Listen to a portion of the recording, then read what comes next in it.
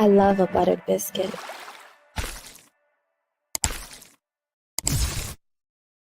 Good evening, everybody. Good evening. I hope everything is working. I'm not positive. If it sounds like I'm muted or things are really low, it's probably because they are. I've been trying to update a whole bunch of stuff, so give me just a second.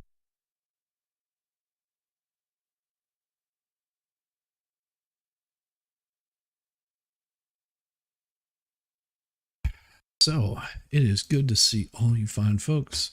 What does it say? Good evening, y'all. Thought you missed it. No. Actually, what happened earlier, I set up the stream and then I forgot to set the time on it. Oops, my mistake. Sorry, everybody, about that. Got you guys coming in there. Hey, JW, good to see you. Oh man, yeah, it was. I normally don't go that early. It was my mistake. Sorry. I apologize to everybody. It was fun. Had a good morning this morning. And so what I did is on Wednesdays, I like to do a little bit of gaming, which is always fun. I mean, but I like to do some other stuff too. Mondays I'll continue on covering what the hell stuff that I've been watching, because I find it very interesting and very, very informative. Just learning about Jeremy and George has really been just a wonderful experience, especially with a lot of you guys that have been, helping out and sending information and sort of keeping me up to date with all the stuff that's going on there. That's wonderful. And I appreciate that. And then of course, Tuesdays I've been doing some of the Edgecombe stuff with Mo. And then of course, I decided to sort of set aside a little bit of a day because, I'm up every morning and do a little bit of the evening kind of stuff that would be just something a little bit different, and decided to do a little bit of gaming on Wednesdays. And of course, here we are Thursday, and Mo will probably be joining in, hopefully. That's sort of the plan. And I keep it open for, if she's not able to make it because she's not feeling well, then I can still continue on. But what we're going to be doing tonight is we're going to be doing a little bit of soft sit stuff. It's going to be tasty. It is going to be tasty. And a lot of this is going to be brought to you by Old Squishy's Garden Court Watch. And he has a website. He has stuff that he shows over there, and it is absolutely some of the best stuff that you'll ever find. He does have a site. It is in the link. The link is there. And I believe I can post it up there. And if you haven't checked this guy out, that all you have to do is do a search for that right there, and you'll find OSG Court Watch. And it's Old Squishy Gardener's Court Watch. And it seems that he just has a great time with these. He does a lot of the editing on these, and he puts a lot of time and effort into it. So I definitely wanted to give him a nice shout out, because he's good people. And that's what the world needs, is some good people that do this kind of stuff. So I also have some other stuff that we might be showing from other places, but this is the one that we're after today. And it's gonna be entertaining. I guarantee it's gonna be entertaining. This one is we got 60 of these things downloading. So if things start looking a little bit funky, from Flux, Mo, now to Shizzy. Awesome. It's a Mo raid. Woohoo! Hello within from Mo raid. Wow, that was really quick. Good to see you guys. Good to see you. Hey there, peeps. Shizzy's opening act sucked. No. Hey, Mo, how you doing? Hey, D. Robertson. Well, this is wonderful. So what I'm going to do is I'm going to share this screen. I'm hoping everything works. I had to do some updates to everything. So we'll see if this actually works. Give it a try. And here we go with the first one. Jimmy, he can hear me okay. Rife. Life. So you can hear this, right? Hopefully you can hear it. Yeah, we were there at 5:30. I know, my fault. I set the wrong time on there. Hey, you know? You're coming in great. It's your attorney who is He's not even on anymore. not now. He's off. This works so well. Here it Oh, goes. that's okay. No, yeah. They go to cat. Oh yeah, that doesn't make me seasick watching that. 22-40080. Give it to Lori. She knows how to work those things. Thanks, Lori. Just Oh, thank you, Tammy. just I appreciate you. mute him. Yes, Judge Stevens Permanently. is great. Is there? Yes, I like Judge Stevens. Okay, you left the meeting. Okay, there you go. All right, 22-40080 is now called the State of Texas versus David Leonard McElroy. You are Mr. McElroy, Yes, sir. present, and there's Mr. Speaking of like wonderful people, Wee woo!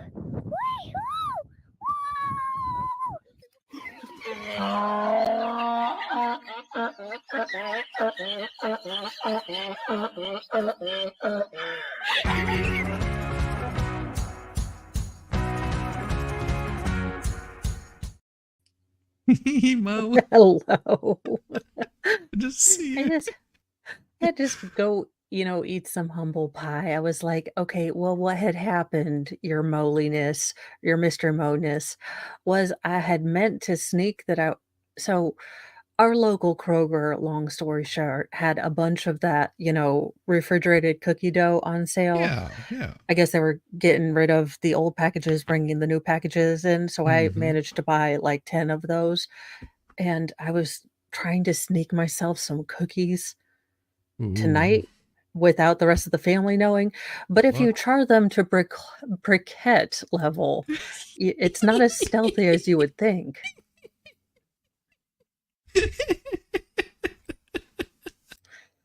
Yeah. That's the ones you give to the kids. Well, they were But you like, wanted cookies, so right? I felt bad. My youngest, most feral, being dramatic, he's out by my door going, like sounding like he is nearly vomiting. And I'm like, yes, it's Smokey. Thank you. Can you please get away from my door while you're making those noises? Gagging noises. Yeah. I'm like, could you possibly? No, this is my life. Never I mind. love it. Yeah. Mr. So- Mo was like, did you forget something? I was like, bite me. Yeah. And he was like, that wasn't an offer. Oh boy. Oh boy. So tonight we've got some this is from Old Squishy Gardener's Court Watch. Oh, And he is awesome. I put a link up there for his channel. And let me do something real quick just so I can minimize this down just a little bit. And I believe I have it here. Let me see. Old Squishy's Garden. Doggone it. I had it. And we'll just do this, copy and put it in there, and I'll pin it up to the top because we like to give people like this an absolute shout out, because that's what we do. He did all the work, so I'm just commenting and having fun with it. So thanks to Old Squishy's Garden. Squishy Gardeners. I think I watch him because he has all the crazy court people. I don't know how he does all this stuff. I But know. I'm just like, I am constantly amazed that I'm the one in therapy. Mm-hmm. I'm like, Yes. you know what? Again, it's that oldest kid in freaking the Parenthood movie, and with that one kid running into walls with buckets on his head, and the other one's like, and I'm the one in therapy. Yeah, exactly. It's like, wait a minute. Did it go? I had it here. Did I minimize it? I must have minimized it. Did I leave it? What I do the not hell? know. I don't know what happened. I can't find it now. Oh, I see where it is. There it is. I'm silly. Shizzy's like, why don't you ever, do you want to take any streams over? I was like, no, thank you. I'm good. No pushing buttons. No pushing buttons for you. All right. Here we go. We will bring this up here again. And off we go. Mr. Kimmler here in the courtroom. Yes, sir. Earlier, you pleaded guilty to this second-degree felony of tampering with physical evidence. A pre-sentence report has been prepared. Have the parties had an opportunity to review it? And are there any corrections or changes to it? Not from the sense. Not from the state, Your Honor. Update on certain. Thank you. All right, the pre-sentence report is made a part of the record for all purposes. Now, correct me if I'm wrong. His criminal history is obviously a little maximized here. We have a beginning in It's not something you want to hear. 2001.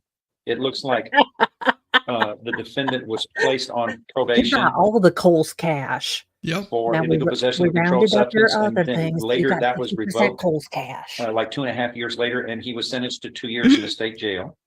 Then in 2003, he was also placed on deferred I think I got your probation audio working for an better now. offense that he committed something after real he was quick. placed on deferred probation in the illegal Hello? possession of controlled substance Hold on case just a we second. first talked about. then And that was we'll- another illegal possession of a controlled substance. The court placed him on deferred say something probation for again. 8 years. That was revoked on the same, Hello? at the same time. Excellent. His earlier probation was revoked and he see. received 4 years in I'm prison. doing something here. Go ahead and talk. Oh, okay. How am I, I there? can't. I'm There's just another adjusting it up. Illegal possession of a controlled Is that better? substance. IC date of offense was September 19th How of is that? 03. I think that's better. After he was placed on probation for the first 2 illegal. See, there's something been going on with this where the echo, whenever you turn on that echo cancellation, it Oh, yeah. cuts you out and mutes you. Huh. It's really weird. Like it's if there's another sound that happens, like if we're talking, like then I'm yeah. not able to hear you. And see, now you sound. That is so weird. Can you turn up your audio a little bit higher? Not in the StreamYard, but on the computer itself. Yeah. Keep bringing you up. How is that working? It sounds a little bit better. Bring it up as high as you can. I'll control it from this side if I can. Sounds like a plan. Now, if I remember that tomorrow, so blow out the hell out of my eardrums. Like, what the hell am I doing? Go. Yeah, it just I noticed it was that whenever you were speaking, it was cutting off. It was just cutting you Oh. out. Weird. I think it's the echo cancellation. I think they made an update to it and they've really tweaked the hell out of it. Oh, well, good. Because I was having the same problem the other night whenever I was on with MG. It was just like I can't hear what you're saying. You keep cutting out. You know, YouTube and StreamYard should pick their spaz out moments like apart. Mm-hmm. Because I can't I- ever figure out which one is which. Right. That's my biggest problem with them. And just let me know what you got going on there. And I can hear you, and should you be able to hear me? yes, I can hear you if you got your volume all the way up. Yep. Okay. And what I'm going to do is I'm going to edit this mic settings just a little bit. Yeah, I've got you all the way up here too. I even have made sure that my microphone is not on ass end. Yeah. No, the thing is the volume was really good. It was just acting really funky. All right, say something real quick. How is it now? I'd say it again. How is it now? How is it now? Say it again. How is it now? There we go. Hearing test. All right. That's better. And I turn the echo cancellation back on, but if I need to, I'll do it again because it's Okay. usually whenever we're talking and we're communicating back and forth, for whatever reason, it clips it. So Oh, for the love of goodness. it is so screwy. I don't know what's going on with this. StreamYard is really ticking me off, though. Let's put it that way. Yeah. Let's see, turn that off and turn that back on. Say something again. There we go. Oh, sorry. Yes. No, that's fine. That should help. Alrighty. All right, let's give this a try. Legal possession of controlled substances. That case was adjudicated at the same time that he was sentenced to a prison and state jail on the previous illegal possession cases, Yes. and he received 2 years state jail confinement on that. Thereafter, in 2009, the defendant is charged with tampering with physical evidence, and that was adjudicated by a jury trial. It was in this court, I believe so, Your Honor. and he received 10 years imprisonment there. So that would be his fourth felony. Then Jeez, later fourth on, felony? in 2015, Holy crap, he receives dude. another tampering with Find a physical new evidence hobby. case, and that was adjudicated, and he received 5 years imprisonment in 2015. Thereafter, in 2019, he is charged with illegal possession of a controlled substance and was sentenced to 1 year in the state jail in November of 21. Jesus. But he also received a second 1 year state jail confinement on a second possession of a controlled substance, which apparently occurred 2 months after his first arrest of possession of a controlled substance. That's the way I figured. So that is how many? 1, 2, 3, 4, 5, 6, 7 convictions of felonies, including 2 of tampering with physical evidence. And that's the crime he's charged with now. Okay. That's essentially the Yeah, he is a collector. criminal history. Most definitely. And in this case, the defendant All I pleaded keep guilty hearing to is that paragraphs liar, liar 1 line. and Stop 2, breaking the paragraph law. 1 being illegal tampering with physical Mhm. evidence That's all I hear. involving a bottle containing phencyclidine or PCP. And he also pleaded Jeez. true to one of the illegal possessions of controlled substance convictions, the one from 2004 that we had mentioned, that I had mentioned earlier. So it's a third degree felony, which has been increased to a second degree felony or enhanced by virtue of the one of the 3 prior felony convictions that the defendant was charged with. And the court would note, had he been convicted of everything here, he would be looking at a habitual Minimum felon 25. status, which would have been no Jesus. less than 25 nor more than 99 years confinement in prison or life imprisonment. Yeah. But as it was, Mr. Kimmler was able to That's negotiate a deal here where whatever sentence shall not exceed a cap of 15 years confinement in prison. So we are looking at no less than 2 nor more than 15 years confinement in prison. He could be placed on deferred or unadjudicated probation as well. He could be placed on regular probation. All right. I think those are the boundaries that we're looking at. And Dude, again, Dork walks in with a bow tie. no objections to the pre-sentence report. His Okay, coffee. then go ahead for the defense. Love Mr. it. Turner.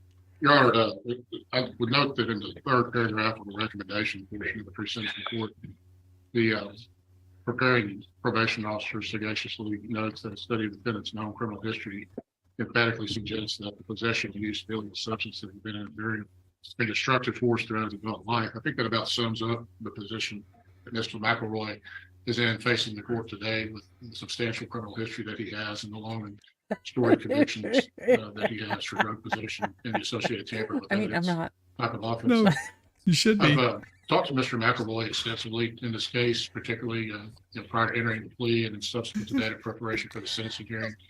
I sort of regret him Is no not one actually telling being here in him person. I know not that the to court making these look decisions has to directly? consider all aspects of the defendant.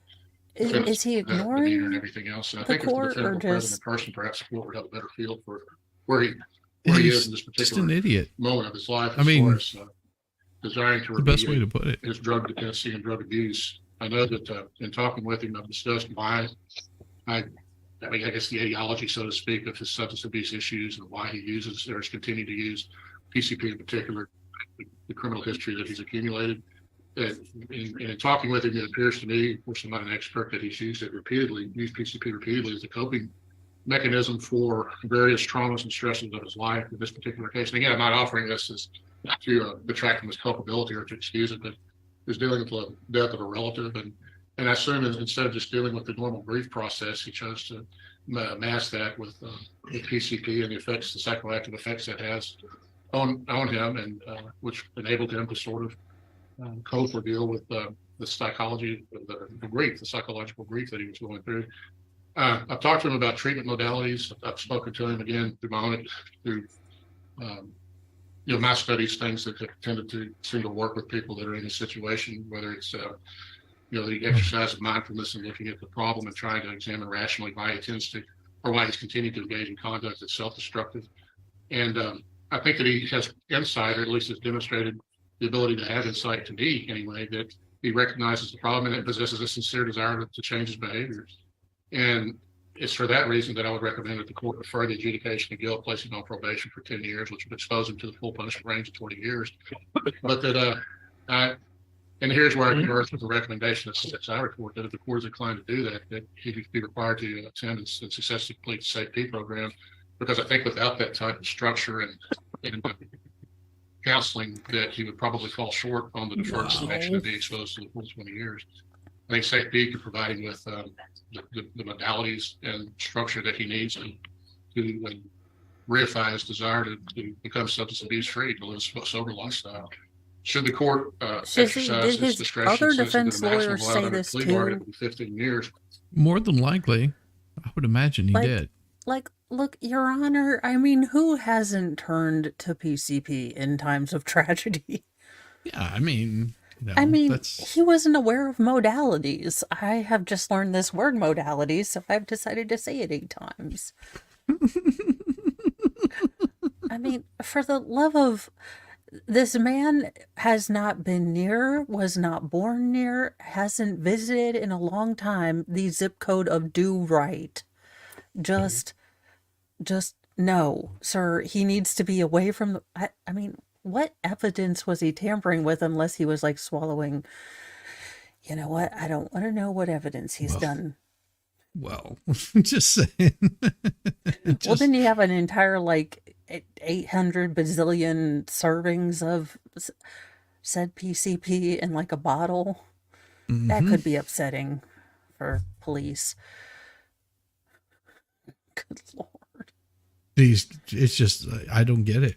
I don't get them. And even on that sentence, I'm sure the court's aware that in all likelihood, he would probably do substantially less than the 15 years. And then he would be returned to society basically the same as he is now, with the same substance abuse issues and a strong likelihood of recidivist behavior and reoffend and be back in the same situation with drugs that he is now. And that's, again, why I would suggest to the court that if he were here to be able to address the either way, sweetie. Perhaps be more apparent to the court of his sincere desire. But I bet $1 he'll be back. And his willingness to participate in safety and try to give himself of all the opportunities that would offer. And if the court would allow him to be on probation to successfully complete it. The judge is like, are you... Your Honor, as the court's aware, the defendant has a extensive prior criminal history, as well as he has a prior tampering with physical evidence, which is the same offense he's charged with here, one of them.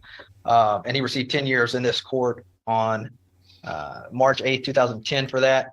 And keeping consistent with the court's previous rulings on these types of cases is that the state believes he should get more than he got the last time for the same type of offense, which the state would be asking for the 15 years. However, the court finds the defendant obviously is in more need of a drug treatment for this. The state's also fine with that as well.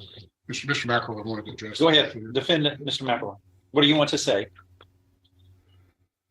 Your Honor, I'm getting older in age, and I do have a problem. I recognize it, and no, you don't. And all that is not worth it. My time is not worth it. My kids not worth it. Nothing. So I'm tired of losing behind it. That make any sense? as far as treatment, I take any kind of treatment.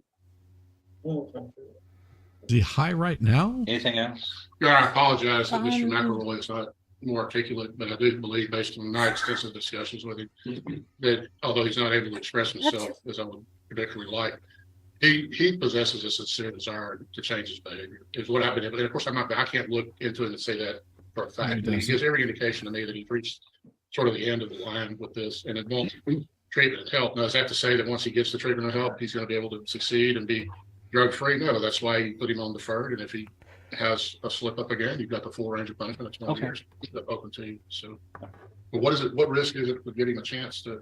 Have you read the pre-sentence report? Yes, I know he's got a lot of criminal history. Not that he's been in and out of treatment. Well, but that's what I'm saying. Safe P treatment. The point that he's reached, that he's no. Now it's on his. Now he's decided he's going to do it. No, this is 22 years solid of this type of behavior that he's been convicted for. 22 years. He's been on probation three separate times and failed. He's been to prison four separate times, and 1, 2, 3, 4, 5, 6, 7, 8 convictions. 7 of these are felonies. And here, history of substance abuse treatment. The defendant attended treatment within a substance abuse safe P facility in 2019 and proceeding into 2020.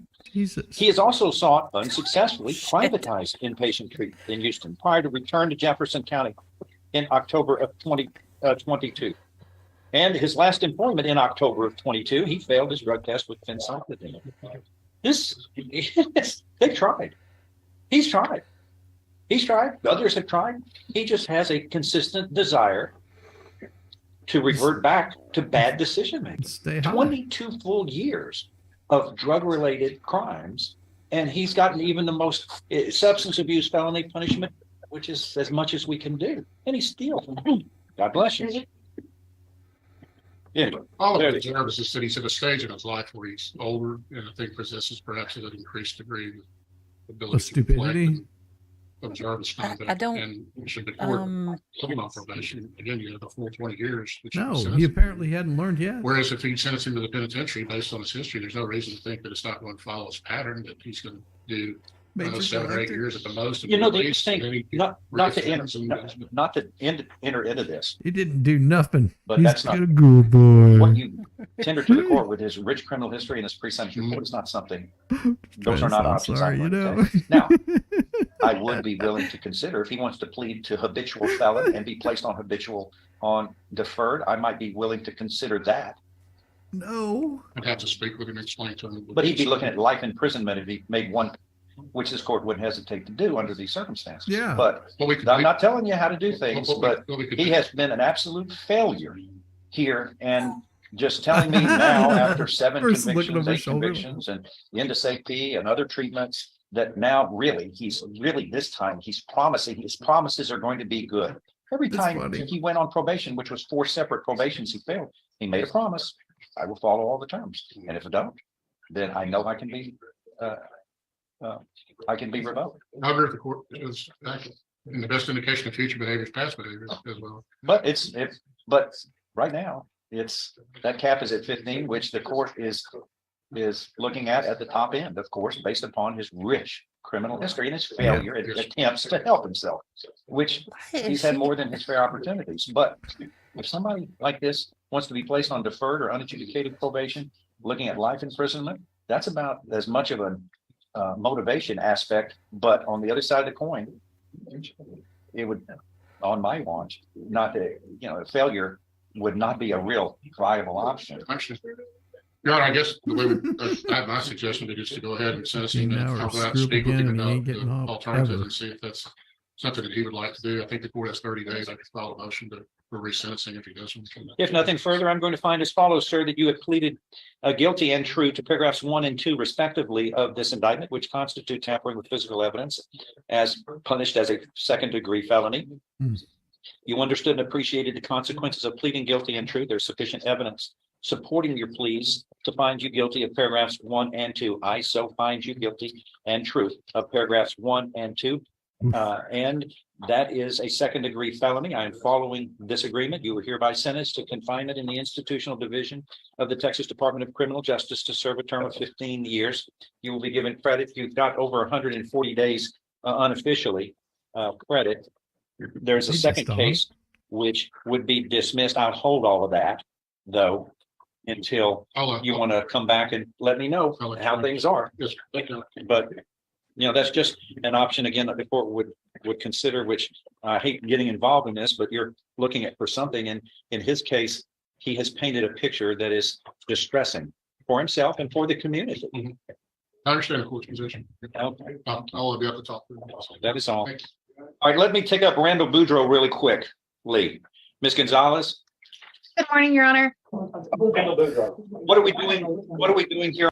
We got a really good one here that I wanted to show because whenever I first saw this, I was like, oh, this is going to be good. This is going to be really good. So give me just a second. I'm going to close a couple of tabs down here so it'll work. All right, and we're going to rewind it. And here we go.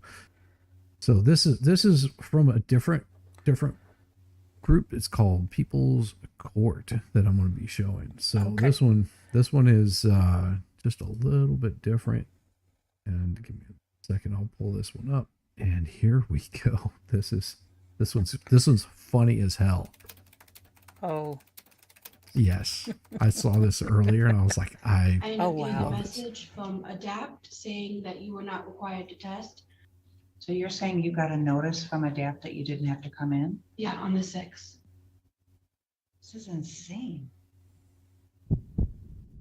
oh yeah.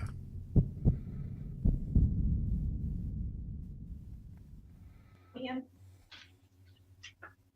Your full name, please? Isabella and Mendoza? Okay. Have you had enough time to discuss this matter with your attorney? Yes, Your Honor. And are you satisfied with the advice of your attorney? Yes, Your Honor. Okay. Bad duck. Do you want me to read this in the record? Your Honor, at this time, I have reviewed the probation violation with Ms. Mendoza. We have a reading of the violation into the record. All right.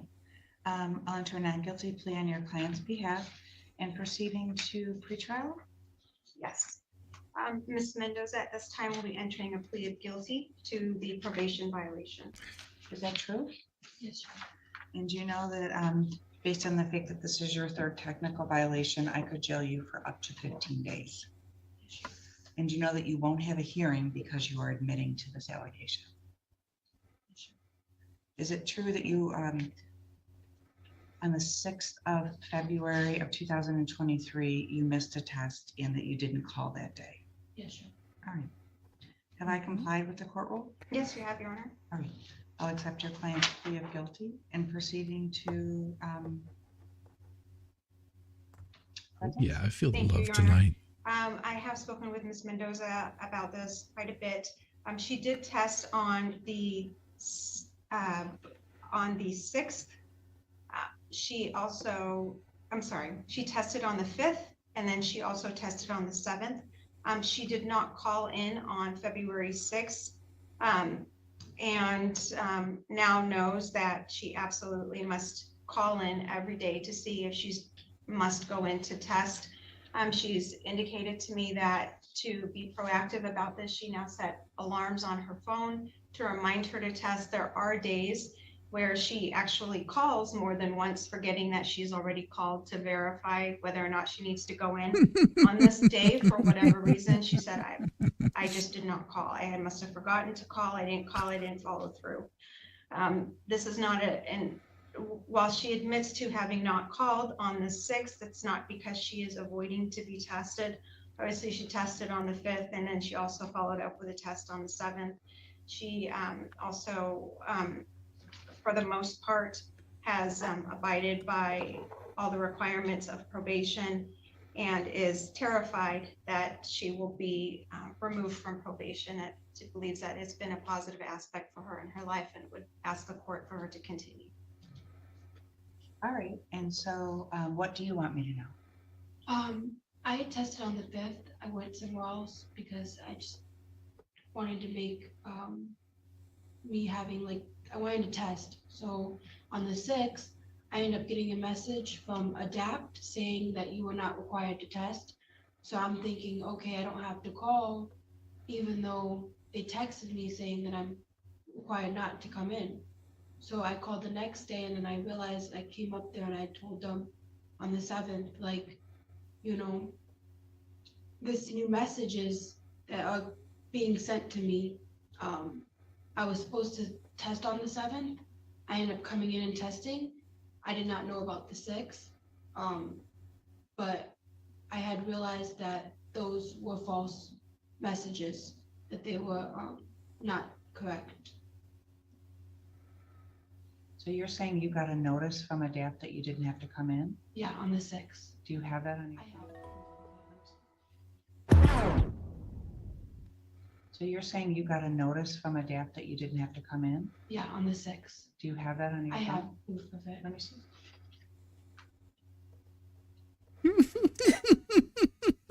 You had me at Futurama. Mm-hmm.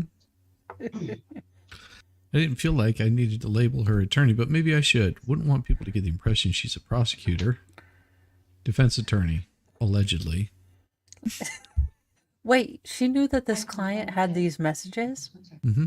Did not tell her any lawyer this? It sure sounds like a defense to me. Okay, so it says here that they told you on the 6th that you are not. Judge right now.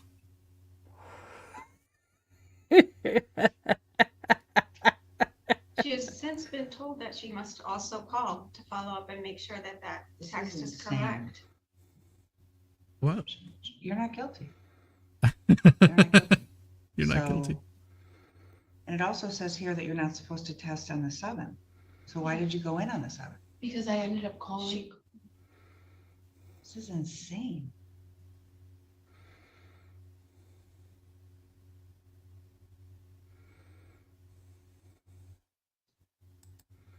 Mm-hmm. Yes, it is. And scary. It's also Yes. scary. All right. Do you know how to take a screenshot of this? Yes, Okay. I want you to take a screenshot and then I'm going to have you email it to my court recorder. Would you write down your email address? Mm-hmm. I'm going to withdraw. Things get funny when you're high. First Oh of all, no, she's doing everything that she's supposed to be doing. No, But she's, See- I mean, See, here's the thing. This lady that's looking at spending 15 days in jail for breaking probation has done everything that she's supposed to do. She's followed what they've asked her to do. They're giving her conflicting messages. So they're telling her to call, so she calls, and then if they tell her yes, she needs to show up, she shows up. She gets I guess it's pee in a cup or whatever they have her do, blood test, whatever it might be. She's doing what she's supposed to be doing. She's tried telling her defense attorney this, or supposed defense attorney, that ignored it. This is why you keep records of crap like this. No, it's not. It's not. oh It is yeah. not her fault. It is not this girl's fault right here at all. She is doing everything that she's supposed to do. If you want to blame anyone, blame this person right here that's supposed to be defending her, because she would have been able to enter into a plea of not guilty. And it becomes clear here in just a second. It will become very clear. I think it's extraordinarily reasonable based on the fact that you received a text from them that you didn't. Drug testing locations, some are good and some are not so great. Mm-hmm. It used to be on 9 Mile. Right, and they moved it, right, okay. Is there anywhere, are any of the tabs closer to her? Like the defense I mean, this attorneys. is insane. Yeah. I had thought, okay, this was the Okay, first so message. this is what I meant, like, why on, this is what I always don't get. So Sid is a nice person, do you agree? Yes, Okay, is she reasonable? in some cases. Okay, why didn't you screenshot You know who this Sid is? and send it to her? Why is, Oh, Sid Well- is her what do you call it? Her probation officer. oh yeah. Yeah. Sid is her probation officer and likely a nice person, but I would assume she treats her parolees a little different than she does the judge. Yeah. I'm gonna guess. I'm gonna throw it out there. She might be, but she's also probably heard every single cockeyed excuse in the entire world. And she probably fell for every single one of them her first year of like parole officer nesting. Yes. And then she was like, okay, no, I don't care. You will bring me a photo of you with your dead grandmother in the casket holding the day's newspaper. Oh, yeah. Or you're not kidding. Oh, yeah. Is this the first time anyone's seeing this? I feel like she was kind of like throwing me under the boat where it was like, you know, you're doing this wrong, doing that wrong. Okay. It was more of like, I'm trying to show proof and I wasn't believable to her. So I had told the attorney that this is. Yeah, the attorney. Okay. Well, I'm sorry to hear that. Yeah. It's unacceptable their attorney didn't listen. Sometimes, but this is the sort of thing that it doesn't matter whether you're but she has some nice boots. Who wants to see it, they have to see it. Yes. Okay, so you're gonna take a screenshot. I am canceling probation violation number 3, and you have nothing but my apologies for this. Well, there's nothing wrong. I apologize for this. Well, you could like revoke her probation, like just remove it where she doesn't have to do probation anymore. Unless she wants to go and show up for the community, because she's already said she wants to continue with probation because she feels like it's helping her out quite a bit. It's given her a sense of purpose. She doesn't feel all alone. You know, and you know, someone like this is someone that needs to have a community behind them and really helping them out. This is a person that's crying out that needs to surround themselves with someone that says, hey, you know, let's go for a walk in the park instead of, you know, you going and, you know, getting high. Let's go have, you know, let's go find something to occupy your time with. Let's spend some time together. That's what this person needs. And she needs that stability because she probably hasn't had that. And that's why she's turned to doing the drugs. You're welcome. I'm going to give you this and your phone, but please send that screenshot before you leave the building. Nothing wrong with wearing hooker boots to court.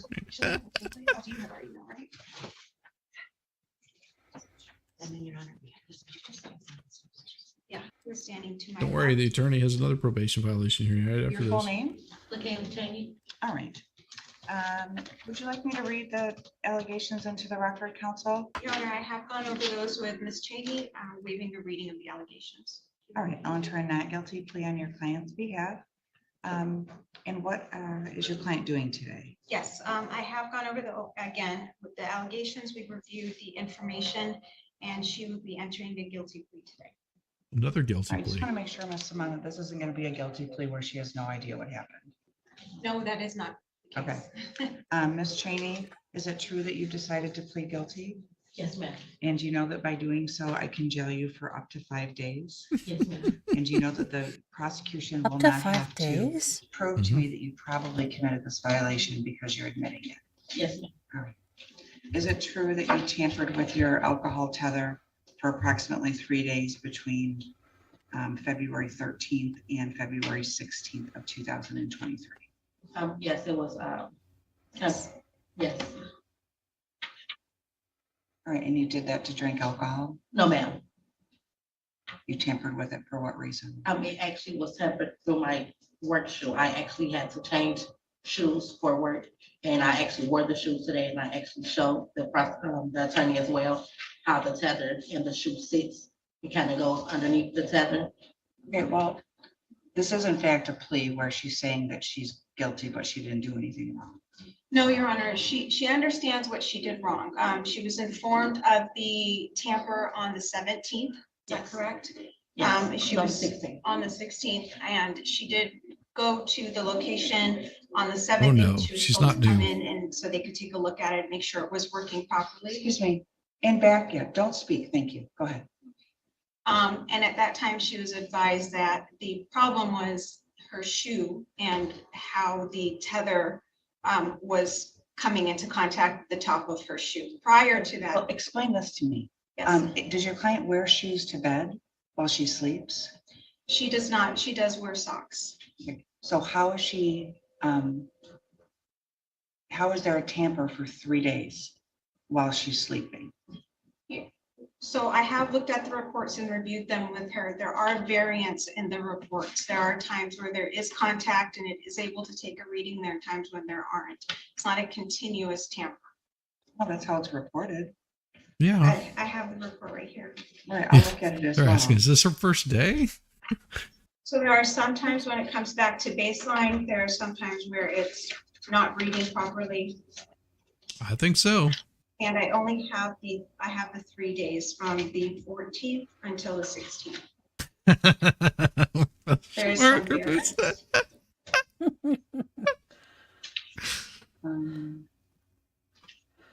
Oh.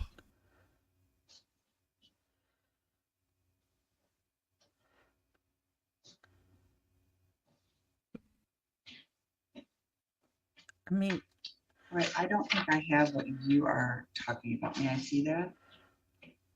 This one? Yes.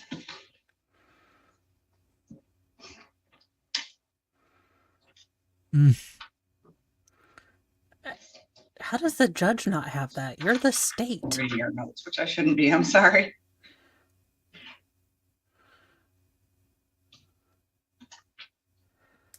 Oh, man. Please explain what is happening. She's about to get off. What's about to happen? And not in a sexual way. And this lawyer. All right, so counsel, I'm not going to accept the plea. This is, I just want to be crystal clear.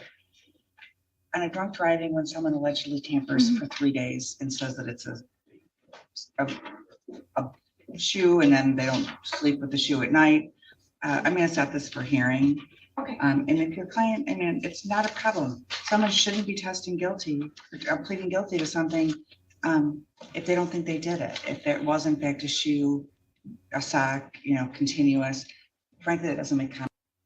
Maybe it is her first day. Someone help me out. This is concerning to me. If she were my lawyer and I had to plead to something, I'd want a second opinion. Yes. Yeah. And this is the problem with certain attorneys is they, they're not fighting for their client at all. No, but she's worse than not fighting. She's telling these women to plead guilty to, I don't know, make her day easier. I guess. So she doesn't have to go to trial? Common sense to me. So a lot of the times things don't make common sense to me. And then at hearing, they do make sense. So I'm going to set this matter for hearing, ask that you be appointed. Please check out with Brenda. And in terms of the hearing, I'll set it within the next 2 weeks. This is what they call a Ms. bench Cheney, if you could trial. wait just to make sure that Ms. Saman is your attorney. Okay. Thank you. I think she's an intern. She's acting like one. She's pissed. Her body language says it all. Yeah. Yeah. Looking at her attorney, just like, you just want to come outside this courthouse whenever we're done. Just asking. Yeah, I mean, people that have dealt with parole and probation know that sometimes, for all intents and purposes, it is just a way to collect more fees. Mm-hmm. It is a way for them to nickel and dime you over fees, over, the test costs a fee, and then, your monitoring equipment costs a fee, and then your, ankle bracelet, you have to rent your ankle bracelet, so it costs a fee. I mean, it is a never ending cycle of how can we nickel and dime you. Yes. But some of the programs they have really work, but you have to be committed to being clean. Right. And people have learned to game the system. I mean, it seems to kick the people that are down, that want to actually try to be sober. Right. With all the fees. And then those who know the game will just say, look, I was real sorry. I don't know what happened. Let me have parole for the 80 gajillionth time as an 8-time felon, please. Yeah.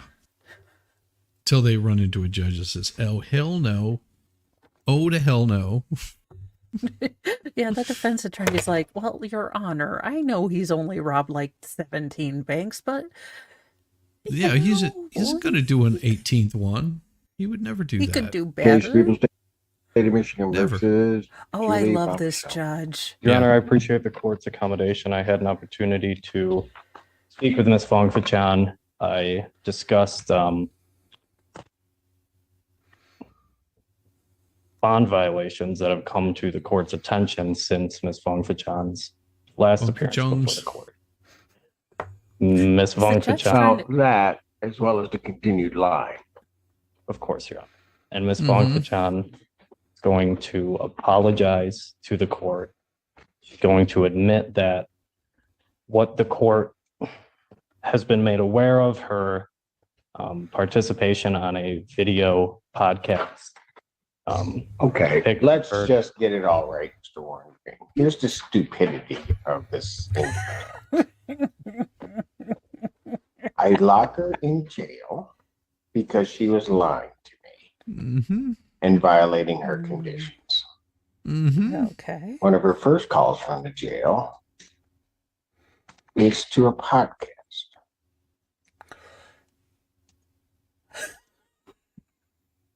Am I right? That's correct, Your Honor. Look, everyone has to be here for Didn't get Mo's to. night. My God. Look, I shouldn't have had her call in. I'm sorry. Shame And on you, runs a Mo. ruse that she's really making the calls regarding her two children. Then, so not only does that then go on social media, there's then another one on social media shortly after when she was arraigned, where she was violating her bond condition at that time. Oh. I've yet to figure out why she doesn't have a medical marijuana card if that's what she wants to do. Oof. Oof. But she doesn't, and then just continues to use. Lied to community corrections, then lied to me.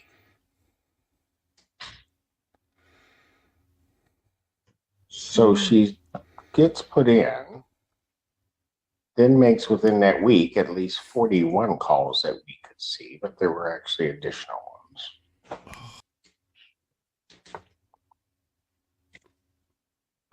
Then can't wait a day after being released. Violates my order again. No.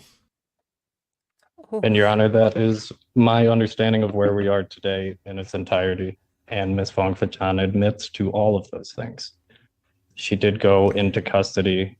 She placed upwards of 120 to 130 phone calls, one of which was to a podcast. And I think that demonstrates to the court that her statements that she learned her lesson in custody, it may hinder that because Ms. Fong-Fachan was laughing, joking on a podcast. Oh, yeah, she was. She thought it was all a game. Of course. And guess what? You can think it's a game. It's a game with me that you will never win. Understand. Ever. Oh. No, I don't think you do. Oh, No. Yeah. Your Honor, I that kind of feel bad for the poor derpy defense guy. He's like, look, I'm sorry, Your Honor. My client's a moron, and she also made fun of me, and can I join your side? What's going on with this? What the hell is that? This is a Snorlax? I don't know. I can't tell if that's a man in a suit coat and a mini skirt or a really large woman that's wearing a mini skirt and a suit coat together. I don't know what's going on. It's oddly mesmerizing, though. I know. And it looks like they're picking their nose. Either that or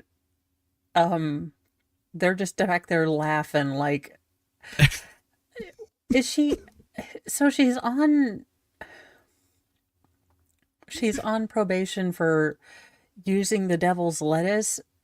How many? I thought you only got one free phone call from jail. Was I confused about that? Do you get 170,000 phone calls? Because you made 104 calls from jail. Like, who has that many friends? Well, I mean, well, I'd have depends on the podcast. I mean, I have that many friends, right? Well, yeah, but I wouldn't remember anyone's number without even my own, without my phone that says like Dingus's number. Well, true. You know that. Yeah, I know that guy. I'd be like, oh crap. They'd be like, you can call your husband now. I'd be like, yes, I could. If I could remember. If I remember his number. How about this, your officerness? Could you give me a multiple choice in which one of the numbers is my husband's number? I'm dyslexic, so I really have a chance to get like all of them wrong. Exactly. I mean, so it would be a fun it'd be a fun gift for you. It's her dealer. The woman dressed up in what? In what though? I don't know. That was the first week she was in custody. The following week, she lost phone privileges. She was released from custody, at which point she came before the court, apologized for what happened leading up to that. Lied to Mr. Feaster, so Mr. Feaster would lie to the court. Mm-hmm. Feaster, Your Honor, I think Ms. Keister, Bonfachan understands that Feaster, pretrial release, like eating a meal, a matter of grace, Oh. and that for her to remain on pretrial release, she has to demonstrate to the court that she is going to comply with her bond conditions. She has had a turbulent journey on her bond so far. She's had several violations. There are renewed violations. She admits to all of those. She would ask the court to including that the THC cookies, the time release THC cookies was a lie. Ms. Bonfachan understands that that story is not feasible. Yeah, that she when just you felt like inspect the the claim that was judgment made at her Wait a first minute, probable wait a cause minute, wait a minute. conference, There's that it time doesn't release make any sense. THC And she'll cookies out there? Yeah. Why was I not made aware of this as soon as it... My future security advisor and Devil's Lettuce advisors. What? I swear. What's a girl semi-running for a joke presidency supposed to do around here for a time-release Tide Pod cookie? admit that today to the court, that a number of things she said leading up to this have not made sense and have turned out to be false. And when a person, anyone puts himself in that position, you have to tell lies and lies and lies to kind of undo what you've done so far.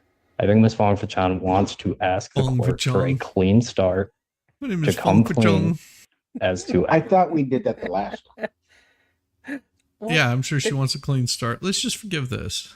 This but was you almost didn't the use same the spiel I was getting last Oxybrite time. and Right before she got out and on film, Dre. Right. God only knows why you'd be mixing anything with red. I just want to say the bailiff's haircut wouldn't fly. Like if you're in that kind of enforcement, having a haircut like that, it's too easily to grab a hold of. so the woman with long hair that's just laying down, that's the bailiff? No, there's a bailiff Oh. that you'll see the bailiff. He looks like he's got dreads all up in a braid back here. No. Yeah. No. If you're in law enforcement, you do not want to have long hair because it's too easy. It's something that you can grab a hold of. Yeah, that wouldn't fly. That wouldn't fly. But But what the heck? see that guy right there? This guy Oh, right here. okay. You'll see him again. All right. But yeah, Well, he's it's like he's I got, don't see his dreads yet, but okay. you will. You just pay attention, you'll see it. Understood, Your Honor. And she did drink. There's a video of her doing it. She doesn't Oh, yeah, deny. there is. Oh, yeah, there And is. what she's going to ask the court to consider is continuing her bond, upwards modification, that she be placed on a other to monitor alcohol use, that she submit to ETG testing Dude, to I swear monitor that's a her dude back alcohol there. use, and that she cease using social media while this case is It's a pending. woman. There's a Fong V Fachan cut to the is blouse that I don't think men would generally get away with without a tie. Well, unless they're like a very big dude, that the tie won't go around their neck. But I thought that if you're this side of the door flappies, you're a lawyer. So I thought if you're a dude, we all saw Lunchbox's neck. First of all, that's what I'm saying. He still had a tie. Well, he probably wears a skirt too. That could be Lunchbox just with a wig on. Be nice to Lunchbox's serious sister. about resolving this matter. She's serious about Be taking nice to care of her Buzz's two children. girlfriend. Okay, I'll leave Buzz's girlfriend. Daughters Maddie and Ayana have upcoming birthdays on the 28th of March and on the 2nd of April. I know So it'd she be wants to do horrible if she's in jail on their birthday. Oh, it would, Your Honor. But it doesn't seem to me that she was really caring about them all this time anyway. Oh, no, she would have never put herself in the jeopardy that she's in right now. Well, Your when Honor, you say I know it her like children that, are Your Honor. her primary concern more than anything else, that she's asking the court Doesn't seem in like it. a final act of grace to permit her to remain out of custody, continue her bond with those modifications, to comply. And Ms. Fong Fachan can address the court and come clean about any violations of bond leading up to today. Oh, really? Like I trust the word she says? See his hair. Go ahead. What does she want to tell me? Oh, Mr. yeah. Allen. Yeah, that's no. No. I just wanted to apologize for starting off with a bad start with you. I hope that start over. I did my time for bond violation for 2 weeks. I messed up. 2 weeks. The first week, the second week you revoked my phone privileges. I learned my lesson. I had some time to think about what I've done, and when I figured it out, I did have that cup of alcohol on the podcast. I'm gonna repeat the chest back. I truly thought that it was just no smoking weed, but I didn't know alcohol was a problem. But now I know. Right. I was I just did in not here have an for alcohol DUI. problem. I was just drinking. How am I supposed to know that? You don't. That You don't. that now you've learned your lesson. I know. Tell me how I should know that. I know that anything that I say, you probably won't believe because we started off badly. Oh, and you lied. Yes, Your Honor. Not just little lies, big lies. No, I mean, it seems to me you're holding a grudge, though, sweetie. And didn't Jesus Every say to step you've done, forgive? you've been lying. Yeah. So tell me why I should believe you now. I like his shirt. Goes I well don't with have that robe. a reason or anything to argue with that. I understand.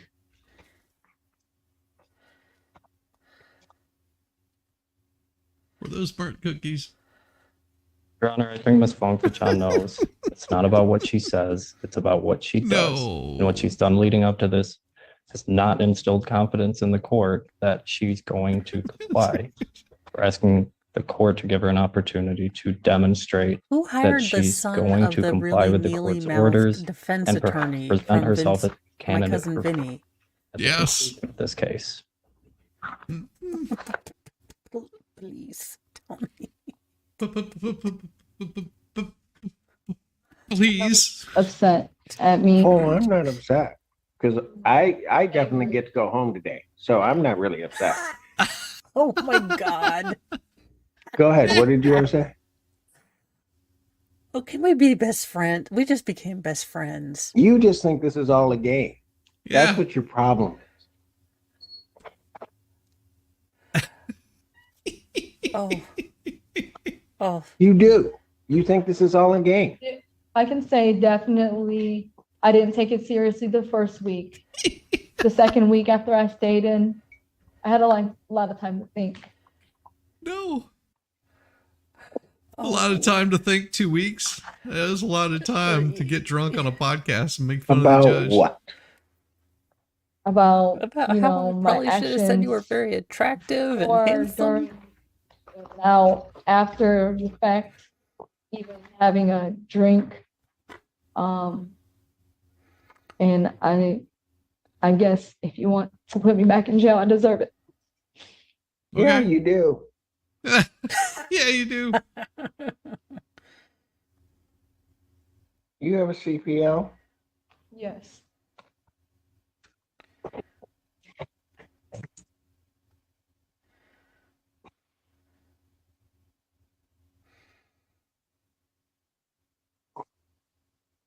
Lost it. You know why?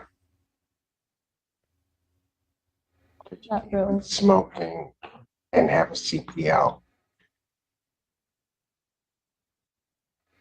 That's probably another form you lied on.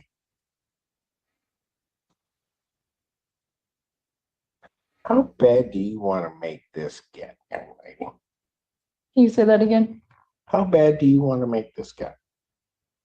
Because if you want to take this thing and make it the worst experience you ever had in your life, I'll be more than happy to indulge you. What, later in court? Ooh. I don't.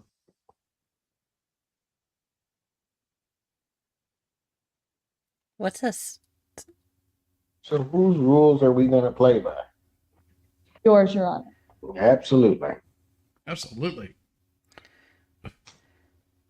Yes. Problem is, I don't know that you know how to do the right thing. Yep. Well, no. I mean, she's never had anyone Hold her tell accountable. her no. Even the I cops are think back there somebody that smirking. lies as much as you do about everything, Yes. it seems, and just kind of does what you want to do. You've probably been doing this your whole life. Oh. Oh. That's why you can't change. Mm-hmm. Say a couple of things. Oh, absolutely. I'm sorry, Ms. Hughes. I appreciate this, Your Honor. Your Honor said something very interesting. You've probably always been this way, so that's why it's so hard to change. This behavior is exactly what this case is about. She's charged with R&O. She's charged with malicious destruction of a building. She went to her ex-boyfriend's business and kicked his front door of his business. The police arrived and she immediately started lying. That she had just got there, that she hadn't picked in the front door, that she didn't know what was going on. Oh. The police wanted to conduct their investigation, so they asked her to just wait in her car. That's all they asked her to do. And can you just wait in your car? And she took this as an opportunity to defy them rather than just listen to them. She told them, I'm not doing nothing. I don't need to go to my car. They asked her again, please go to your car. She decided to cut off Officer Cunningham, not allowing him to speak. She said, well, you can either wait in your car or you can wait in my car. She said, take me to jail. Fuck it. Yes, go ahead. Take me to jail. So I instructed her to put her hands behind her back, is what Officer Cunningham's report says. She then began to verbally and physically defy Officer Cunningham to the point that Officer Baldwin, another Ann Arbor officer, had to get involved.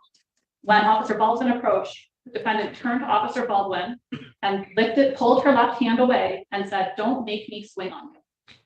To a police officer. Oh. So yes, this is what she does. She lies and she wants to play by her own rules. Yeah. So by continuously violating Your Honor's orders, this is just a game at this point. Yes. Your Honor, I'm asking that you remand her. I'm asking that her bond be revoked and that no bond be set this time. Ooh. F around and find out. Thank you, Your Honor. Ms. Fong-Fachan, as the court knows, is a mother. She was previously employed at the University of Michigan. No, it's not. Not even Dr. close. Phelps. She lost that job when she was remanded to custody and know that she is seeking reemployment. Ms. Fong-Fachan fully understands that the consequences of her actions. Does she, though? Does she? Judge really? asking I mean, what I don't all of know us anything think. about what was necessarily alleged in the case other than the charges, right? And then to hear that recitation of what this case is about and then look at this defendant's behavior, does she really? And I don't know why these kids keep coming up as some shield, because it appears to me everything she's doing has nothing to do with them. She's just running her world. Yep. Oh, well. Go ahead. I'm sorry I interrupted. Your Honor, Ms. Vongkachan has faithfully attended all of her court hearings. I believe that with added conditions because she's alcohol handcuffed. monitoring, that the court's concerns about her drinking be suppressed. I know it's difficult to address the court's concerns about Ms. Vongkachan's dishonesty. Oh. I believe she's come before you today and been honest about her past conduct and the conduct even after she was released from custody before court today. I'm asking the court to consider continuing her bond She's honestly with those added delusional. conditions. Ms. Vongkachan will test today and tells me she will test clean. She is crazy. Anything else? Nothing further, Your Honor. Blackshire, anything else? Well, I can speak. I just wanted to say sorry. I've made some mistakes that day when that happened. I didn't necessarily just kick in the door. It was more to it inside.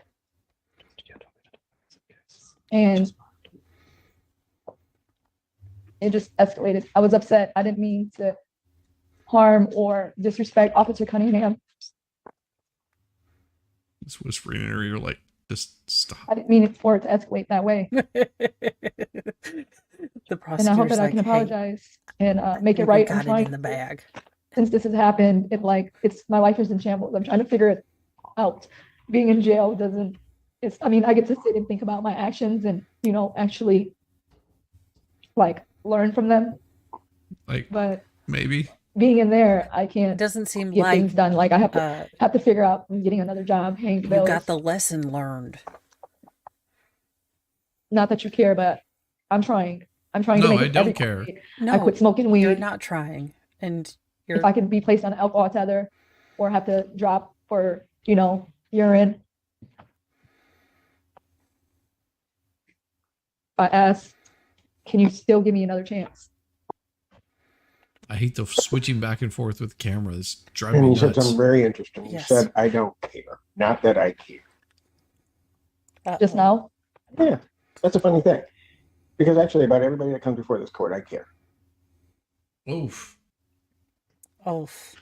Ma'am, you done I do. effed up. Maybe sometimes to my detriment. I do. Yep. I don't understand your stupidity. Oof. Again. I just don't get it. And you're asking me to give you another chance. You got the first chance when you were first out. Her jail Put girlfriend you was in. broken up with her. I bring you back. And you put me in a position where I can't give you another chance. Yeah. So then you're in there another week.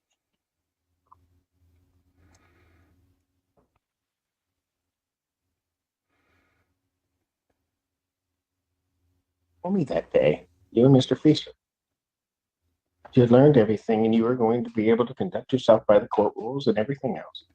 You don't at 24 hours, you don't make it 24 hours. Oof. Oh, well, ma'am. Well, it didn't have to be 24. You all think you just think that all of this is a joke. Don't get to just have your way because you want to have your way. Always. There's a bigger bully. And that's me.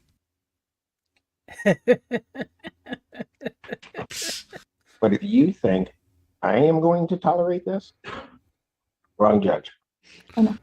Yes. I do not like sending people to jail. Nope. But I'm going to do my job. Yep. And if you can't cooperate, if you can't just do the simple things that are asked, none of this stuff is hard. None of it. But if you've got to pretend to all these folks like this doesn't bother you and you're just too cool for any of this, you're just going to make it, well, okay, so be it. You can sit up there and be everybody's hero. I know hero. So, Mr. Warren Green, here's what I'm going to do. I'm going to adjourn her preliminary examination. I'm adjourning her preliminary examination April 23rd, 2024 at 9. That is before me. And we'll give you the opportunity to certainly motion before this court this defendant's release. But for today, she's going. Defendant's bond is hereby revoked pending a motion hearing. If the defendant is released from jail, she will go on an alcohol scram test. Thank you, Your Honor. Oof, oof, and oof. Just like, Oof. damn, girl. Well, yeah, I mean, okay, so you're in this predicament because you went to your boyfriend or ex-boyfriend's place, you know, and kicked in the door or Yep. tried to kick in the door. And cops are like, just wait over here. So Because they're then you trying to figure decided out to what's try going to on. They're Yeah, like, you try- they don't even know that she kicked in the door. Yeah, she could have almost got away scot-free had she not incriminated herself and tried to start a fight with the police. Like you do. Yeah, because that works out really good for you. Jeez. Oh my, oh my. You ready I for love a Judge Simpson. That's why he's Yes. so skinny, though. These people he had all the patience in the world when he started judging. And then it's like Thinner, the movie. Yeah. We got some Judge Wolf. All right, good morning. We're going to go through the docket as quickly as we can so that we can start on the jail docket. 2021 CR 19158, State versus Matthew Aldridge. This is a soft sit. Are you Matthew Aldridge? Are you Matthew Aldridge? I'm the attorney of fact for Matthew Aldridge. You were what? The attorney of fact. Attorney what? Of fact. Attorney of fact. And what does that mean? His authorization to do legal. Are you a licensed attorney? No, I'm simply an attorney of fact. Okay. And does that mean you have a power of attorney? What is your name? What is your name? My name? Yes, sir. I don't have. You don't have a name? Pardon? I'm the attorney of fact for the respondent mayor. Judge got that Well, smirk. let me explain I just to saw you. it. Only an attorney at I did law too. can stand in court and represent a criminal defendant. And to do so otherwise violates Oh, the I thought the criminal law defense attorney was statutes of like the state of bold out Tennessee. there, like, and I'm could not going to land be roped someone in who this attempts case. to represent themselves as an attorney at law in serious trouble. I understand what you're saying. Light him up right now. I understand you're We're saying with an you. attorney in fact. Squishy. And what I want you to understand is that if you have a power of attorney, then you need to demonstrate that power of attorney. Do you have a legal document called a power of attorney? I do not this time. Okay. Then you don't have any authority to act on behalf of Matthew Aldridge in this court. You have no legal authority, nor do you have any authority through a legal document to represent or to act on behalf of Matthew Aldridge. Why don't the court just let me file this document? Show it to the bailiff and he'll show it to me. Have a copy of it. Oh, apparently there's a copy here. Oh boy. All right, this is in the So state good. of Tennessee of Cheatham County and Chancery Court, which is filed in the wrong county because in the wrong court, because this is circuit court. You just be quiet. You go to the courthouse, it comes up. You need to listen to me instead of talking, okay? This is a challenge to the standing. The Supreme Court of the United States has stated that no corporation has standing anything to man. And then there's a quotation for Rundle versus Delaware Raritan Canal Company. And then it said, as well as it being a maximum of law, citing certain Latin phrases, dissimilar things ought not to be joined by a definition of Black's Law Dictionary.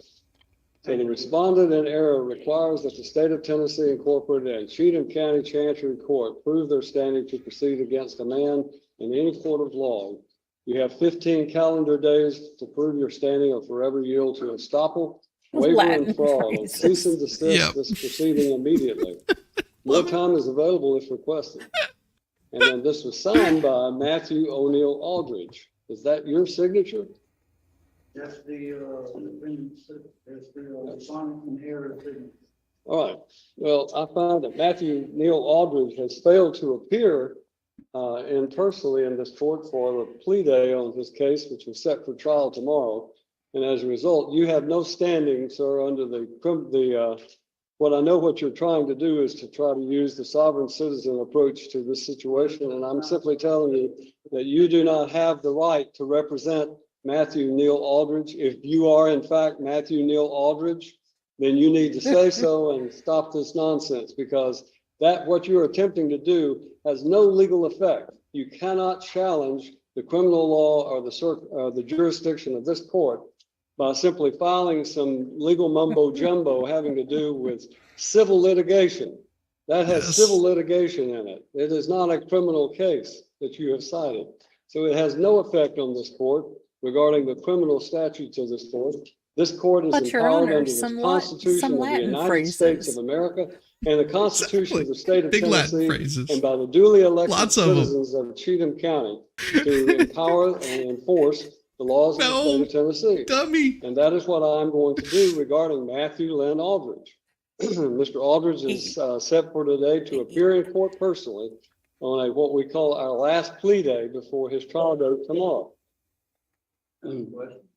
Is that an Article 3 trial? To what?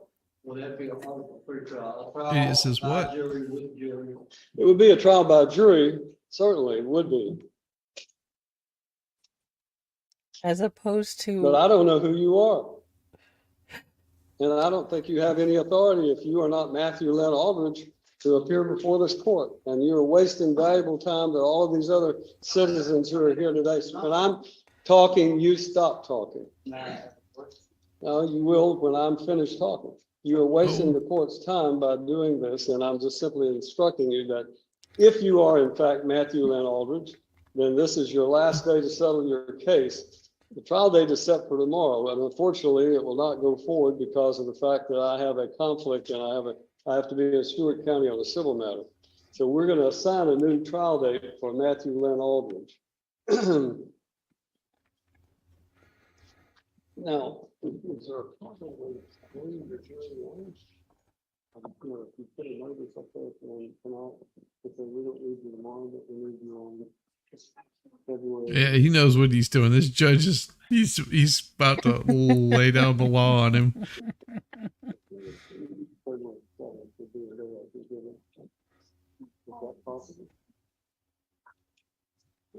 Love it.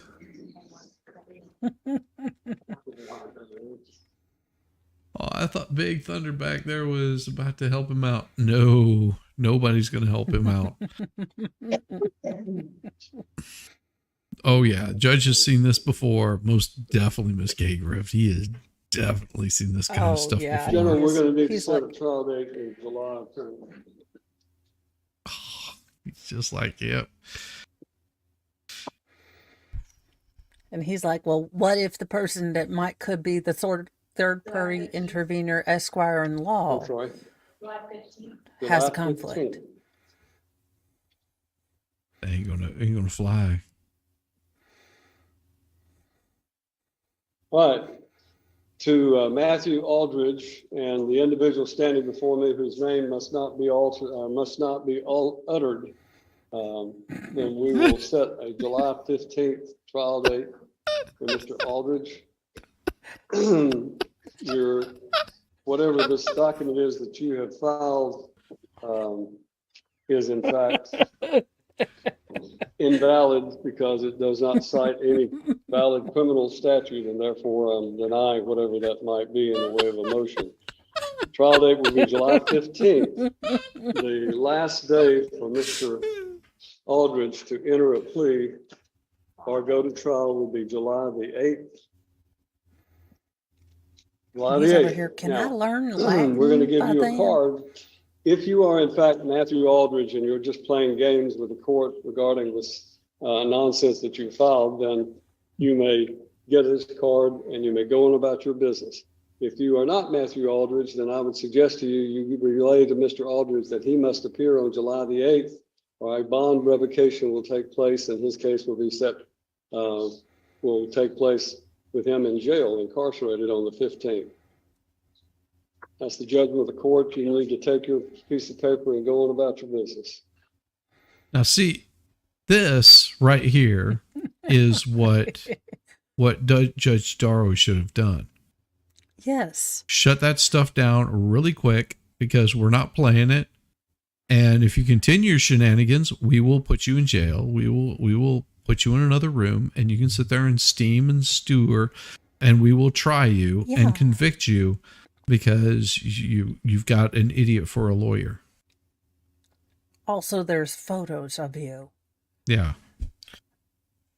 But yeah, I mean, her constant, like, I'm going to give you 15 more chances. And then after that, I'm going to give you 3 more chances. And then after that, I'm going to give you 20. And then after that, I'm going to send you out. And then in 5 seconds, I'm going to let you beg to come back in. Yeah. No, I'd have made him stay there the entire damn day. Yep. Like, you can try it again tomorrow. And then he tried playing some shit like he was handcuffed to the floor with shock collars and crap like that. We all wished. Yeah. We were lied to. I feel just as upset by Daryl that he wasn't really in shock shackles. No, I haven't seen the Mountain Man case. I have not seen that.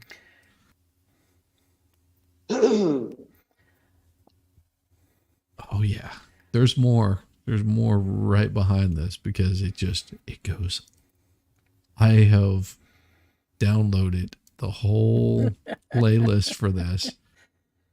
Oh, awesome. It is so wonderful. These people we're either going to be run by the Morlocks or our toaster, and I don't know which to root for right now. Well, keep rooting for the sovereign citizens because they make my life entertaining. They do. They do. Oh my gosh. They're so much fun. Blackshire matter. Shana Marie Blackshire. Date and time set for sentencing. And this is in CR 22209. Good afternoon, Your Honor. Caleb Wagner on behalf of the state. That is a big old boy right there as an attorney. Are those suspenders or a gun harness? I don't know. I think his arm just masked the suspender. No, no, come on out. This is the date and time set for sentencing. The records show the presence of the defendant. Our advisory counsel is here. Mr. Wagner, are you appearing before the state? Yes. This is the date and time set for sentencing. Good. Excuse me, how you doing? No, I'm talking now. Listen to me. Is your true name and your complete name Shana Marie Blackshire? The court lacked jurisdiction over the subject matter. What is your date of birth? The court lacked jurisdiction over the subject matter. The court will accept the court, based upon a verdict by the guilty in this case. The court lacked jurisdiction over personal addiction. As a result of a jury trial, the court finds the defendant is guilty in CR 22209.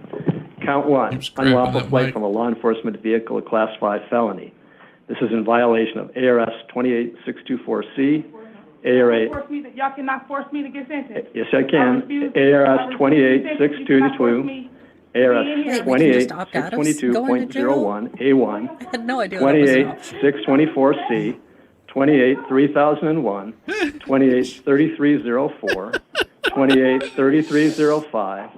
283315, 13701, 702, and 801. The date of the offense was on or about February 5th, 2022. The offense is non-dangerous, and I'm finding it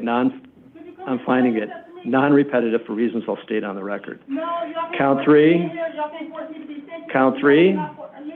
that she is guilty of count three, criminal damage, a class 1 misdemeanor. It's in violation of ARS 13-1602A1, 13-1601, 13-707, 13-802.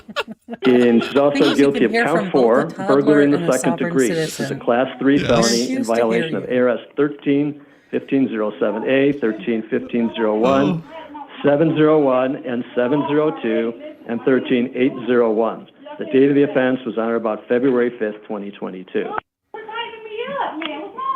Judgment of the court that she's guilty of count 5, resisting arrest, a class 6 felony in violation of ARS 13-2508, A1, Seems so calm. 13-701, 702, and 13-801. The date of the offense was on or about February 5, 2020. Excuse me, advisor.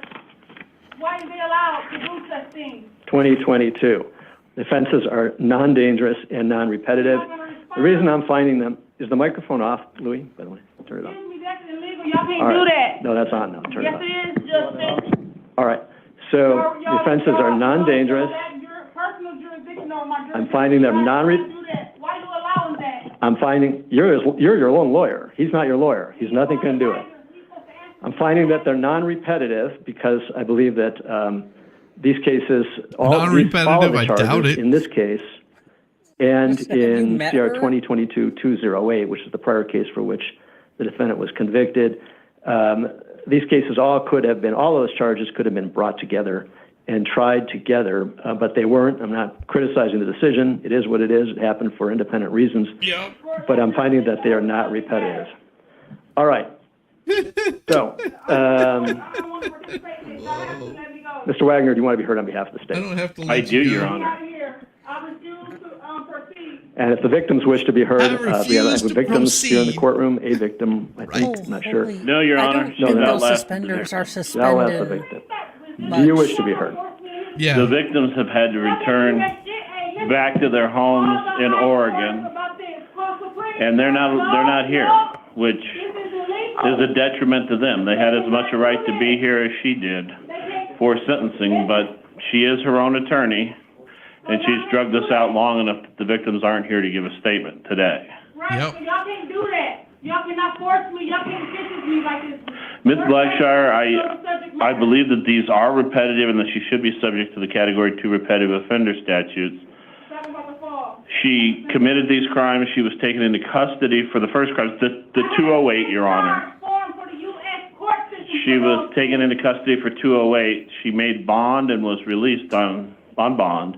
And then she committed these separate offenses while on felony pretrial release. I just want to make clear, to save your words, I do intend to impose the enhancement of 2 years for the crimes being committed while on release. So I just want to. All right, thank you. If there was any confusion about that, I wanted to straighten it out. I apologize for interrupting you, but I thought it was something to clarify. It's illegal.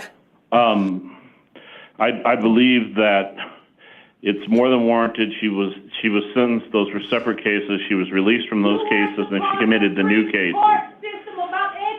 Not only did she commit these crimes separately from the other crimes,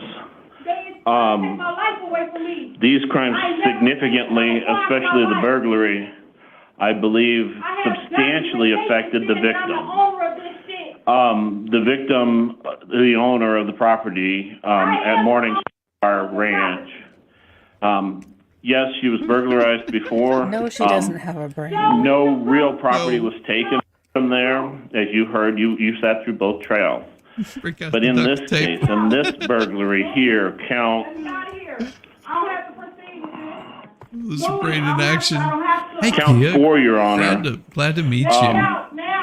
The defendant confronted the victim at her home and has substantially affected the way the victim feels about her safety and security at the home, which I think is very important, Your Honor, to acknowledge Hold on, that. I'm sorry. I'm getting.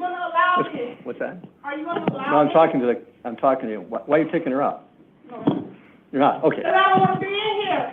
Staying in. requested to leave. Oh, you bring the I chair. don't wanna Okay, be here. I apologize, Mr. That's fine, Your Honor. I was getting. Oh, they're gonna That's fine. they're gonna put her in a chair, strap I her also down. would point out to the court that the unlawful flight from law enforcement. I stand by. Apparently they're gonna restrain her and bring her back in. I love it. I hope they bring her back in with a gag. Just listening to her in the background. Stop touching my. I mean, honest to God. It took him that long. Took him. Oh yeah. Thank you. Well, yeah. Trust me, they'll strap you in. All right, defendant is back. You may continue, Mr. Wagner. Thank you, Your Honor. I would also point out to the court that count one, the unlawful flight from law enforcement, and count 5, the resisting arrest counts, are not in any way connected with the prior the 208 case. They're separate victims there. These are definitely separate incidents. The state would argue that as well for count 4, the burglary, Your Honor. Wait, here's the thing. You know, it's not that she doesn't know when to shut up. It's just she won't shut up because nobody's put a gag in her mouth. Well, at least since last week. But she's got nothing to lose. This is the same way that Daryl Brooks was. Like Daryl Brooks had nothing to lose by doing it because he knew he was going away for, let's see, running down little old ladies and children, all caught on video, leaving a path of destruction. What did he have to lose? It was a way of wasting a whole bunch of time. Well, and he realized with not intelligence, but with cunning, that he would get to drag Erica Patterson over the coals. Mm-hmm. One more time. Just one more again. Yep. The court lacks jurisdiction over the subject matter. Y'all don't have no right. Get this shit off of me. Get this shit off. If I could have just a second, Your Honor. I ain't never been biting with y'all. What's the statutory reference to the 2-year enhancement? You know what? I Wait. can't remember that. It is. I think I saw a statute about that subject matter jurisdiction.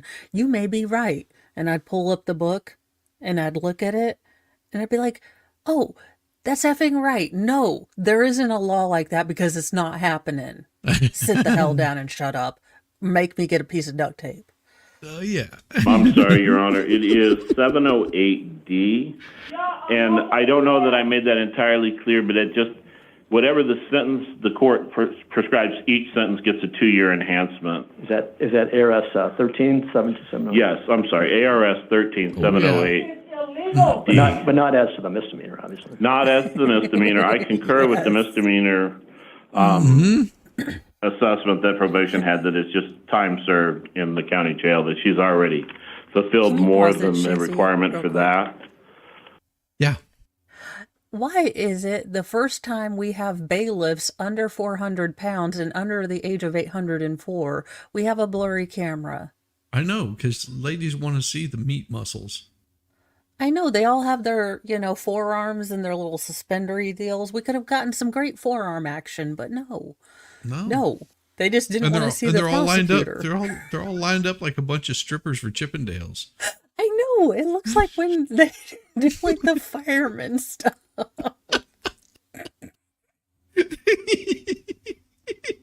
on Facebook, like the firemen walking out of a room and they're all holding puppies and they're like, "Didn't you like those puppies?" And I'm like, "There were puppies?" There were what puppies? Oh, yeah, puppies. Do I need to show you mine? Well, now I did let everyone know the very tragic news that since I am funny, but I do wear wigs like crackhead Barney, I will not be going topless because... No, don't do that. Don't do that. We don't want to get you removed from this channel. No, we don't want to get your channel removed, but holy God, that woman's insane. Yes. What's going on there? She's got Also, some who Cocoa wants to Puffs. show Pierce Morgan their boobs? I have so I do. many. I want to see Pierce Morgan's boobs. Hey, okay, well, that's a whole different kettle of fish there. And you'll need some serious therapy for that one. I Probably don't even will. know. Probably Maybe will. some holy water. Let's see if they finally listen to her pleas of subject matter jurisdiction. Oh, I agree that the presumptive terms are warranted in the other cases as well, Your Honor. I would point out that the jury during the aggravation phase, the jury found 4 aggravators. They found 4 aggravators. We have no mitigators here that I can see. Even with all of that, I would still ask for the presumptive terms as a Category 2 repetitive offender with the enhancements for the 13708D. I think that these charges probably would be warranted to run concurrent with each other, but I do feel that they should run consecutive to the defendant's prior case. She caused more harm and more emotional stress to the victim, the owner of the property, and then we have separate victims as to the resisting arrest charge and the fleeing from law enforcement charge, Your Honor. I don't have anything more to add than that, and there's no victim's presence. There's some representatives, some neighbors, some people from the Morningstar Ranch that are still living in the area. They're present here today just to watch, I suppose. Very well. Thank you very much. Watch All right, the the court shit show. imposes a sentence As as are follows. we. I love it. As to count 1, unlawful flight, a Class 5 felony, the court, as I said, finds the offense to be non-repetitive, non-dangerous. The court imposes the presumptive term of 1.5 years in the Arizona Department of Corrections. The court imposes an additional 2 years sentencing enhancement because this offense was committed while the defendant was on pretrial release, and that's pursuant to ARS 13708D. So the total sentence as to count 1, Class 5 felony, is 3.5 years. As to count 2, this is the misdemeanor criminal damage. The court imposes a sentence of time served. As to count 4, again, the court finds this to be non-dangerous and non-repetitive. This is burglary in the 2nd degree, Class 3 felony. The court imposes the presumptive term of 3.5 years. This court also imposes the sentencing enhancement pursuant to 13708D of 2 years. So the total sentence for count 4 is 5.5 years. As to count 5, resisting arrest, it's a Class 6 felony, non-dangerous, non-repetitive. The court imposes the presumptive sentence of 1 year. The court further imposes the sentencing enhancement as required by law under ARS 13708D for 2 years, for a total of 3 years as to count 5. The court further designates that the sentence imposed on counts 1 and 5 are to run concurrent with each other. That is the unlawful flight and the resisting arrest. The sentences imposed on counts 1 and 5 are to run concurrent with each other. The sentence imposed on counts 1 and 5 are to run consecutive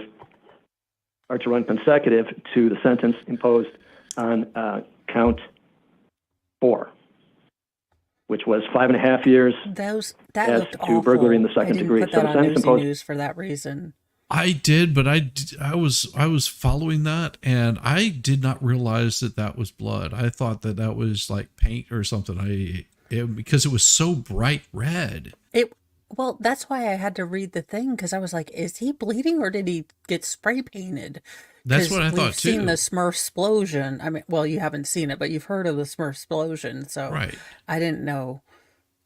No, it was actually blood, but I mean the horses survived. I mean, it was just a little blood. I think it looked worse because he was like stark white. Yeah, that is exactly it right I there. just never imagined that the horses of the apocalypse were going to be running to Tesco's. On counts 1 and 5 is to run consecutive to count 4. The court imposes the sentence imposed on count 4 in this case, which is burglary in the 2nd degree of 5.5 years, is to run consecutive to the sentence that was imposed in case number CR 22208. Oh, she's going to be real mad. Yeah. Right. So the sentence imposed as to count 4 in this particular case is to run consecutive to the sentence imposed in case number CR 22208. That's because this defendant was released in the prior case, 22208, when it was a justice court case. She was released when she posted bond on July 7th, 2021. She failed to appear and a warrant was issued for her arrest on October 20th, 2021. The events in this particular case are alleged to have occurred, I believe, on February 5th, 2022. So the events that happened at the Morningstar Ranch that were the subject of 22208 are alleged to have occurred on the dates. Those were alleged to have occurred back on June 12th, 2021. So the prior case, the burglary, alleged to have occurred on June 12th, 2021. The fraudulent schemes in 22208 was alleged to have occurred on or about July 6th. She was found guilty of that by the jury. So she was charged with that case, released, went out and committed basically new offenses relating to the same properties, but those reasons the court runs. Talking, so I'd have her duct tape, because as a judge, I'm not going to deal with you when I'm trying to talk, because I'm awesome and everyone needs to hear me for the record, on the record. Can we run the record back? Yeah. I'm going to get to where they roll her out, and we'll go to the next one. Yeah, you can take them. Your excuse. Thank you. Good luck. All right. I'm not having the defendant step forward to sign for notification of her rights and to sign the judgment in this particular case. She's consistently throughout all the proceedings in the Justice Court and in this court as to whenever required to do so or asked to do so, refused to sign anything. So that would be fruitless to ask her to do that. But the record reflects that I've advised her of her right to appeal, the right to have an attorney represent her on appeal, and I think that's all they're doing. I don't see any point in having her. That's it. We say goodbye to her because, I mean, ma'am, you better. I mean, Jesus might be the only one on your side, ma'am. Mm-hmm. Yeah, you got it. Her bringing it like that is so bad, and this is the problem with Sav sits. There's a reason why they call them paper terrorists, because they will just bog you down with bullshit, and that's exactly what they do. And because they've got nothing to lose, and they will make up shit as they go along, and they will just constantly file things. And if you're an attorney, usually you're required to respond to it, except whenever it's frivolous crap. You can just say everything that she files after this is frivolous, and unless the court demands that I make a response to this, I shouldn't have to. Is there like a amount of filings that I guess, how do you prove to the court that she is a frivolous person? Like, say you were an attorney. Oh, that's really easy. You can pull up a lot of, like, say for example, if they file something with the circuit court, which is like your district court judges, they will have a filing of that. Any sort of appeals, you'll have filings of that. And a lot of those things will be thrown out for frivolous filings. And there's judges that won't even review things whenever it gets flagged. So what they'll do is if they're constantly filing things with like a court of appeals, things like that, what'll happen is as soon as it comes in, they'll actually look at it, and they won't even, the clerk won't even file it. They'll kick it right back and say frivolous. The clerks are not stupid. They do not play with that bullshit, and they look at it, and they do not waste the judge's time or the court's time with frivolous filings. Especially once they get flagged for that, they're just like, yeah, you didn't file it in a timely manner. You didn't file it correctly. There's no sense of relief, and they will not even file it. We actually had an appeal get kicked back because it was filed improperly. I mean, they are, whenever you deal with appeals courts and things like that, they look at that shit before they actually file it. And they will kick that shit back in a heartbeat and make you suffer for it. They do not play. Whenever you start imagine you're trying to get something to the Supreme Court. Good luck getting some to the Supreme Court, because they go through that thing with a fine-tooth comb. If you have too many words in there, they will kick that back. They have a limit on how many pages you can file, how many words can be in those filings. If your margins are incorrect, I mean, you have to be on top of your game. Whenever you get to that level, it's like they don't play with it. If you cite the wrong case numbers, they will kick that shit back. They do not play. And these soft citizens don't realize it because they think it's all a game, because they could get away with that shit in the magistrate court, or they get away with it in like a lot of the civil court cases. But yeah, you start dealing with staff attorneys that have been doing this for quite some time, and they are on top of their game, and they're actually pulling up the citations before they even bring it before the judge to look at. They will kick that shit back in a heartbeat. Mormons in lemonade, yeah. Motions in lemonade. Yeah. Oh, I thought that was maybe a new band. I was like, what is Hanson? Did I get the form of a question right? No, there's certain things that judges are very particular about. I know because we're dealing with someone that's right on the edge of being sit. They try to they try to tell people that basically they're an attorney. And they've gotten a lot of people in a lot of trouble over this because they sit down at the actual court, and as people are filing stuff, they say, "Oh, well, let me look it over," and they act like they're an attorney, and they say, "Oh, well, this isn't filed correctly," or you don't have to file this, or this is the way you want to file it. Here, let me write it up for you. And the clerks are just like going, this person is an idiot. I know, because I talked with the clerks into the court and listening to this person. This is somebody we're dealing with on the opposing side. I'll show you some of the documents later. They're pretty damn funny. Oh, yeah. Okay, is this Mr. Lockhart? Jamil Lockhart? All right, Mr. Lockhart, have we had this discussion before? Yeah, I'm here on behalf of the defendant, Jamil Lockhart, and they're making a special appearance. Well, you got to make your special appearance to the Wayne County Jail. I told you that the last time.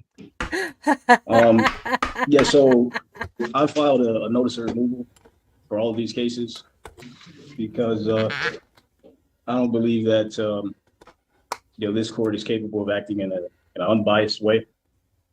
Really? But I mean, there's been no response from the city. Because the irrelevant city has no requirement to last court date respond. we had, perjury was committed. I mean, you guys put on the record that I failed to appear, and I spoke to you. You didn't fail to show up to the Wayne County Jail. You were ordered to do 30 days in the Wayne County Jail. You haven't showed up. You still haven't showed up. So you're still disobeying. No, let's not do this. This is how it started the last time. You're still disobeying the court's order, and you have to do 30 days. You have to present yourself to the Wayne County Jail. You have a warrant out for your arrest. And before we go over this other stuff, you got to go. You have to go to the Wayne County Jail. All right? Yeah. Yeah. So yeah, I don't think I'm going to show up. I can increase the time if you can. If you can take. To not be Your Honor, I apologize for interrupting the proceedings. May I have a breakout room with this litigant, please, and thank you. I don't know if he wants to speak to a lawyer, but he can if he needs to. He has that right to do so. You want to speak to the lawyer, Mr. Lockhart, or no? Yeah, oh, sure. Lord, oh, good Lord. No self-respecting true sit would said yes. All right. And that'll conclude it. I still see Mr. Lockhart here. I don't know what else to do. What else anything you can do for him, Mrs. Harris? Arrest him. So, Your Honor, he continues to disobey the court order. Just continues to do so. Your Honor, I dare not say. Well, I don't know. I don't think that it's an intentional. Well, I can't say that. Wait a minute. I don't think I'm gonna take that back. I'm gonna take that back. I think he has good intentions. I think he now has a better understanding of everything that has taken place. I don't think so, because he came in here talking about he's appearing on behalf of the person Jameer Lockhart. So I think he's on the same path as he was that got him into this situation. And Your Honor, we've had that discussion at length. Your Honor, your ability to notice he understands what it would take to resolve his matters. He understands how he has to represent himself in court. Well, she's the prosecutor. She just so wants I think to get he's in a position that he wants to resolve these matters. We've had the discussion. We asked for leniency and mercy from the court. I understand if the condition is that he still has to do 30 days in the Wayne County Jail, although we would ask if the court would reconsider that sentence now that he has taken the time to actually listen to advice of counsel and be made fully aware of how he Okay. should present himself So in she's court. not the prosecutor. I know that it's his Public defender. intention to resolve these matters without any further court appearances or draining any further resources or delaying the process Yeah, sure, anymore. that's his And I know main that the court motivation. doesn't want to delay the process any further. I understand his behavior is what put us in this position as of right now, but we're just hoping to resolve today if the court will allow. I'm not moving. I'm not moved. I gave him ample, this is 27 plus, maybe 30 plus minute video. I gave him ample opportunity. You know, and I'm not moving. I mean, Your Honor, I mean, in that video, I did apologize to you for, I guess. You apologize after you got the 30 days. I'm Yeah, not I moving. apologize after the offense was, I mean, I don't know what else I would It's apologize. not, and you still haven't showed up, and it's been over a year, and now you want me to have some sympathy for you and to resolve the matters. I have no sympathy for you at all. Oh, I tried to discuss, we tried to give you a fair opportunity to be heard. You keep spewing these legal theories that I've never heard of before. And you know, I've given you an opportunity at that date to speak with the lawyer. You refused that. You refused all the opportunities I've given you. And you came in here another time a couple of months ago, and I told you we weren't going to hear it then. You got to go report to the Wayne County Jail. So you've had ample- Shut up, one appearance. You'd have me go to jail. No, on behalf of Jamil Lockhart, I do understand that, and I know the court he may hear this often, but he does have a family that he supports. It would be a great hardship on his family, his resources. Tough shit. He And should have his thought about that sense before of he economy in broke the terms damn of his law. job, if he would have to submit himself to 30 days in the Wayne County Jail. I understand that the court is not inclined to choose that. Yeah, she's I didn't just- exceptional. I didn't just give him the 30 days on the, he should have thought about that when I was asking him. I let him speak when I was asking him to not try to overtalk the court. Let me give him an opportunity to speak. He continued to disobey that. He should have thought about that then. There's a whole lot of people up in the penitentiary that have families that they take care of. And he's not going to the penitentiary. It's just county jail. So I'm just not moved. Would this court consider amending it in such a way that he could only do weekends to complete his 30 days? Yeah, but he hasn't even come to done anything. I'm not inclined to do anything for Mr. Jameer Lockhart or the person of Jameer Lockhart or whatever he wants to be called or however he wants to be described himself. Jamil Lockhart. and just call him Jameer to be okay. Yeah. So yeah, he has the matters that are set on the docket for today. What is this? He has presented himself to the court. Well, she's advocating for her client, and he is doing everything he can to piss off the judge because he's a self-entitled little brat. And she continued because every woman in his life has done this thing. Yes. He didn't mean what he just did. Well, no, that isn't going to fly. And that's what the judge is going to tell him. It's like, dude, this isn't going to fly if you want to play this. You've been playing games with us for over a year. All you had to do was show up, serve your 30 days, and everything would have been fine. You know, and here's the thing. Some of these judges, if you tell them there's extenuating circumstances, they will drag that shit over a year, and you have to show up every damn weekend to be in jail. They take your weekend away from you, show up there on a Friday night, they lock your ass up, and then they let you out on Sunday morning so you can continue on with your life and continue having a job. But they're not going to play your bullshit. And they make it as much of an inconvenience for you because in breaking the law, you've made it an inconvenience for other people. This is self-entitled bullshit that these sovsits think that they're entitled to. I mean, tell you a really cool story. So we had to deal with somebody that was a sovsit, and we had this property that was being transferred out. And it was probably one of the most valuable pieces of property that at the time, well, not the most valuable, but one that we could easily sell for quite a bit of money to supply the entity that I work for. And this person was a bidder, bought the property next door. I would tell more about that, but there's other things going on behind the scenes that I can't talk about with that one. But what he decided to do was take over this building that was next door to his property that he had no rights to be there for at all. Now, generally, whenever someone tries squatting, you can basically, you have to go through the whole civil process of having them remove that kind of stuff. But the problem is it's called civil trespass. It is a criminal trespass. A criminal trespass. And therefore, it is not squatting. There was never any contract signed. They're not able to be squatting there. It's criminal trespass. And whenever it's criminal trespass, all you have to do is file certain warrants, and those things get put in with the court system. And he continued to keep his junk in this building, even went so far as changing the locks after we had access to the building. Oh. Which was always fun because we had to call the popo to come down and have a locksmith down there and all that kind of stuff. And in doing so, there was certain things filed against him. One of them was the criminal trespass, and then it also had to do, because we deal a lot with this particular county, that now he's got a criminal trespass and also a federal warrant for his arrest because he's dealing with the county. Okay. Oh. So it becomes just a little bit more. It's sort of enhanced on the same sort of fuckery. So the property was transferred to the new owner. He paid for it, and it was transferred over to him. And all of this junk was still there. And he reached out to the guy and said, "Hey, come by here, get your stuff, get it off my property, or it's gone. And I'm giving you whatever amount of time I'm giving you, but it's time for your crap to go away."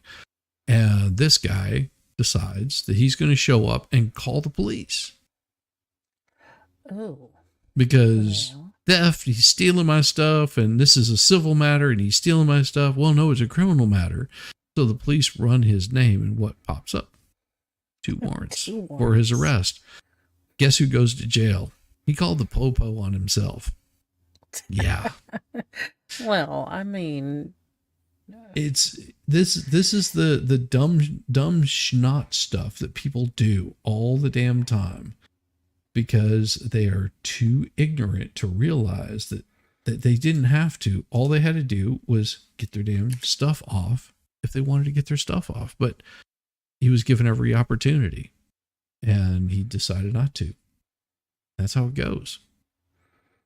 Don't play with these people.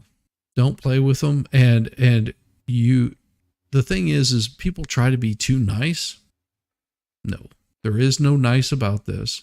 These are people that do not consider nice any part of it. It is a way to disturb, disrupt, and create problems. And here's the thing.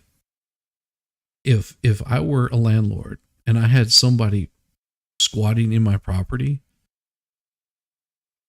I would come in, I would break down the door, I would throw every single bit of their crap out of their property, and I would sit in there with a 12-gauge shotgun, and the first person that came through the door that wasn't a police officer would find little pieces probably being picked up off somewhere. And then whenever they said, "Well, what the hell just happened?" "I don't know, officer. I was here and this guy came in. I told him not to come in. And look what happened." I'd fight it out in court any damn day. I wouldn't tolerate the bullshit. And that's just me personally, because it would be no different than Mo being at home and someone coming in her house to take over her home. What do you do in this situation? The problem is that we have an entire generation who have had either parents like this or, someone forever behind them, keeping people from accountability that they've needed. And that's how you end up with, the guy that leaps over to, pound a judge when he's told he's going to have to go to jail because he has never in his life been held accountable. Nope.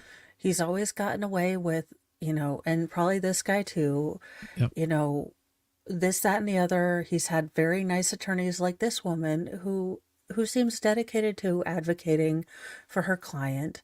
She's doing her job. That's what she's supposed to do. I mean, that's what that's part, and kudos to her for not breaking character. She's doing everything she can to help out her client. I'd have done broken character. But she still has to do it knowing that the judge probably isn't going to tolerate it, but she still has to do it, because if she doesn't, then she gets filed up on bar complaints. These sob sits are putting, lawyers in a bad position.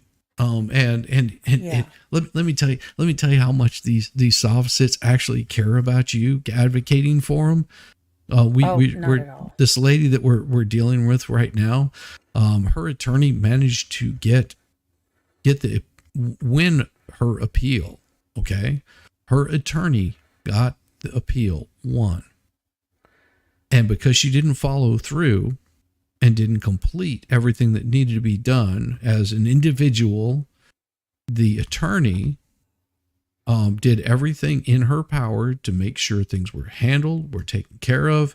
Then she fought her every step of the way on getting her paid. And on top of that, now she's suing her lawyer.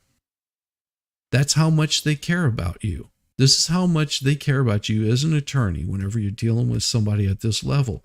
They do not give two shits about it. So you make sure you cross your T's, you dot your I's, and you do everything by the damn book. Oh, yeah. So this way, if this guy turns around and says, well, she wasn't advocating for me, she didn't do anything for me, you have all the proof right there on video. You can show it, and they will throw any sort of bar complaint or any crap like that out in a heartbeat. And there's no need stressing over it. You don't deal with people like this. I feel for this attorney on the other side, because, she did a good job. She won the appeal by arguing a different way, and she won. And the problem was the appeal ended. The appeal, after the appeal was thrown out, you have a certain obligation to complete. And because she fired her attorney immediately after that, her attorney could have probably told her what to do, but I no longer represent you. See you, bye. And now, cuckoo for Cocoa Puffs. Well, guess what?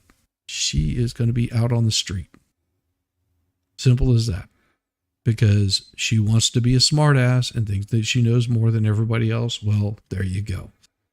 If you knew the law, then you wouldn't be in this position in the first place. Love people like this. Court today. Okay, you want to take? We'll take off the warrant. We'll give him a pre-trial date, and then he can go do his 30 days, and he can tell the sheriff in there that what his next court date is, and they can, or somebody can rit him out then. City of Detroit versus Jamil Amir Lockhart, case numbers SP 1247989, counts 1, 2, and 3. State of Michigan. Now the laws just don't apply to him. Mm-hmm. State of Michigan versus Jamil Amir Lockhart, case number SX 378-29611. Appearance for the record, please. Sharika Harris, on behalf of Jamil Lockhart, sir, could you state the name of the person that you are representing on the record, please, or that you identify, please?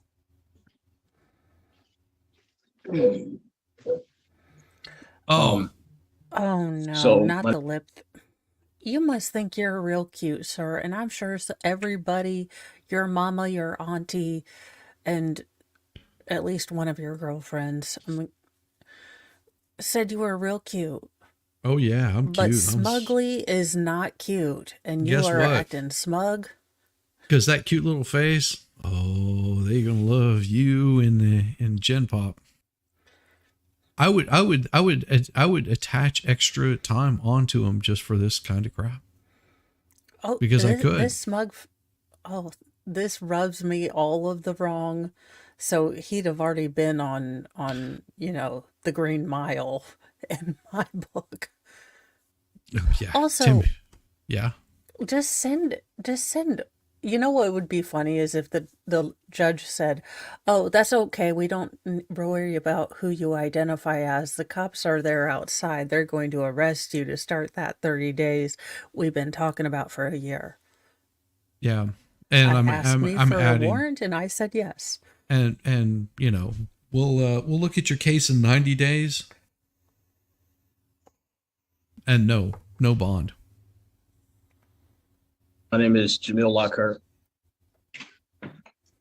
For purposes of arraignment, Your Honor, my client would stand mute, but we would ask if the court could read the charges, please and thank you, so that Mr. Lockhart is aware of what he is charged with and the nature of the charges. Let's also call SP 121-8072, counts 1 and counts 2 into the record as well. The SP 121-8071 has been licensed improper. Licensed improper, that's a maximum possible penalty, 93 days in jail and or $500 in fines. Count 2 of that is a no insurance misdemeanor, maximum possible penalty, 93 days in jail and or $500 in fines. SP 124-7989, counts 1, unregistered untitled, maximum possible penalty, 93 days in jail and or $500 in fines.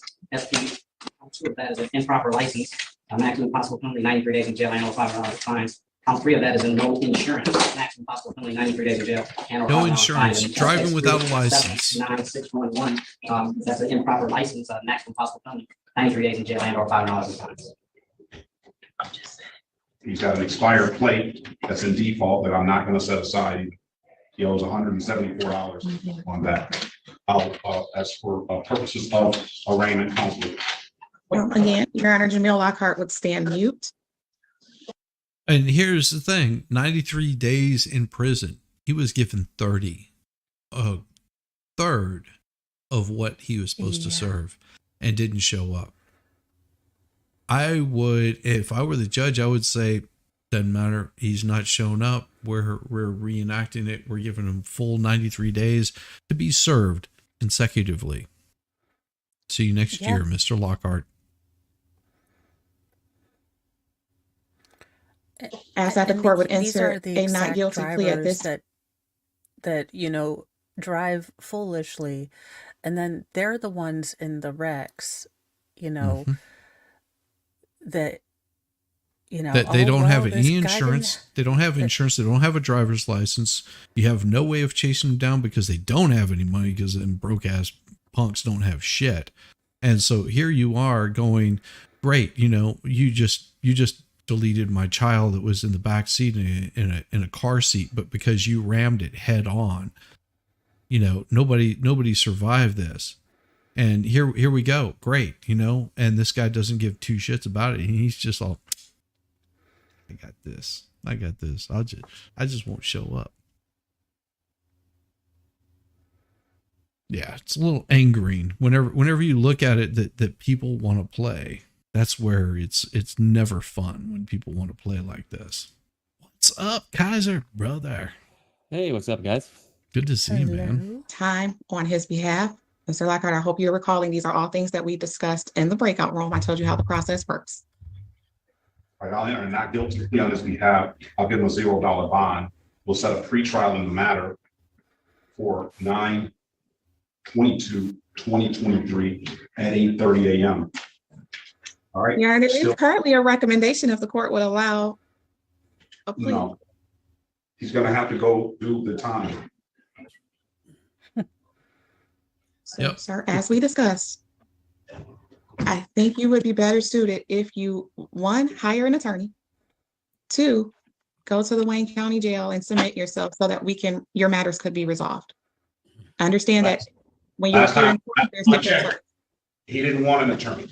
And I guess you have gotten through to him a little bit. He changed it. He came in here hearing on behalf of the person, Jameer Lockhart. And then when he asked him to state his name, he came and he indicated that he was Jameer Lockhart now. So I don't know what he like I say.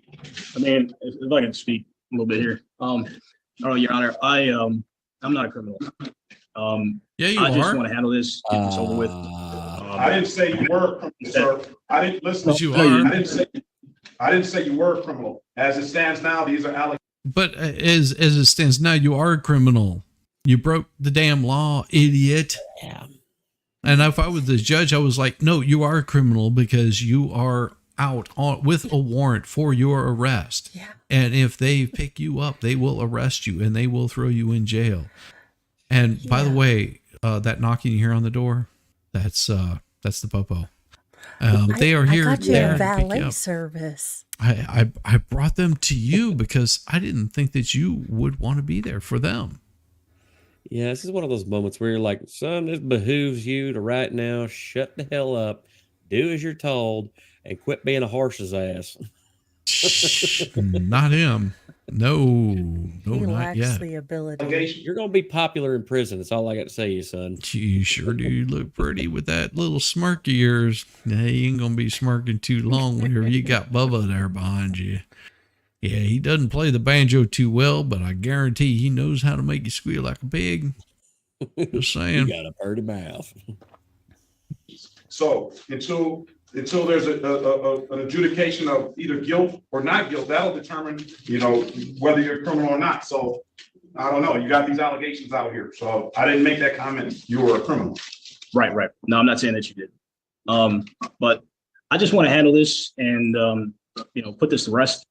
At this point, I feel like it's taken up too much of my time, too much of, your time, I'm sure.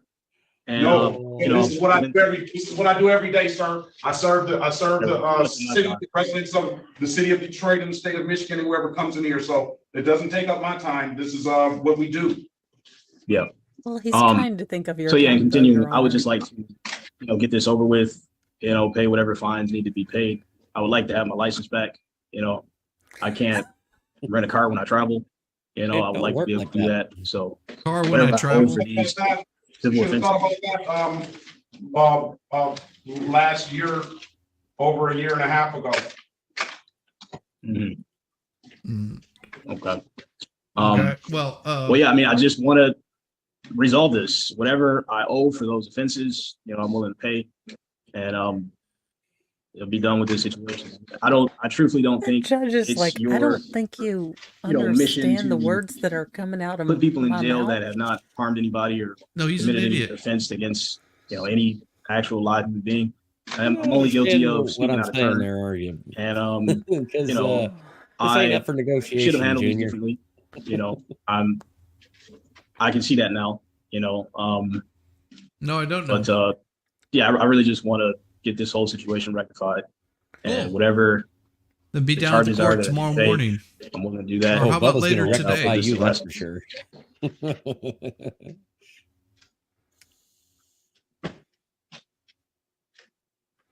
Uh-huh. All right, I'll let them speak. Next pretrial date is September 22nd.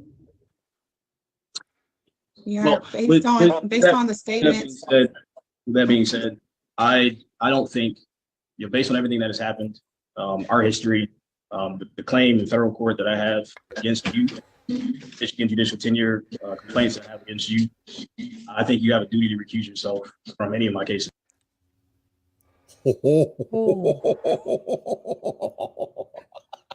Ask SB Ivory Lamar how that whole recusal because you're a istinophobe went for them.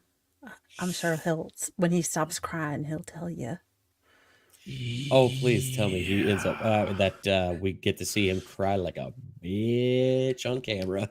Well, and He's here's told the me the thing. cops run in there. There is a way to actually go after a judge, and you can file judicial things against judges.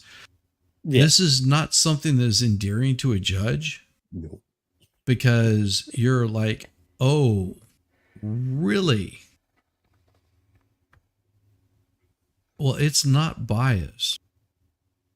And you trying to do this stuff and then stating it that you're doing this stuff and in a court that has nothing to do with it, well, we'll let that court take that up, but we're here right now.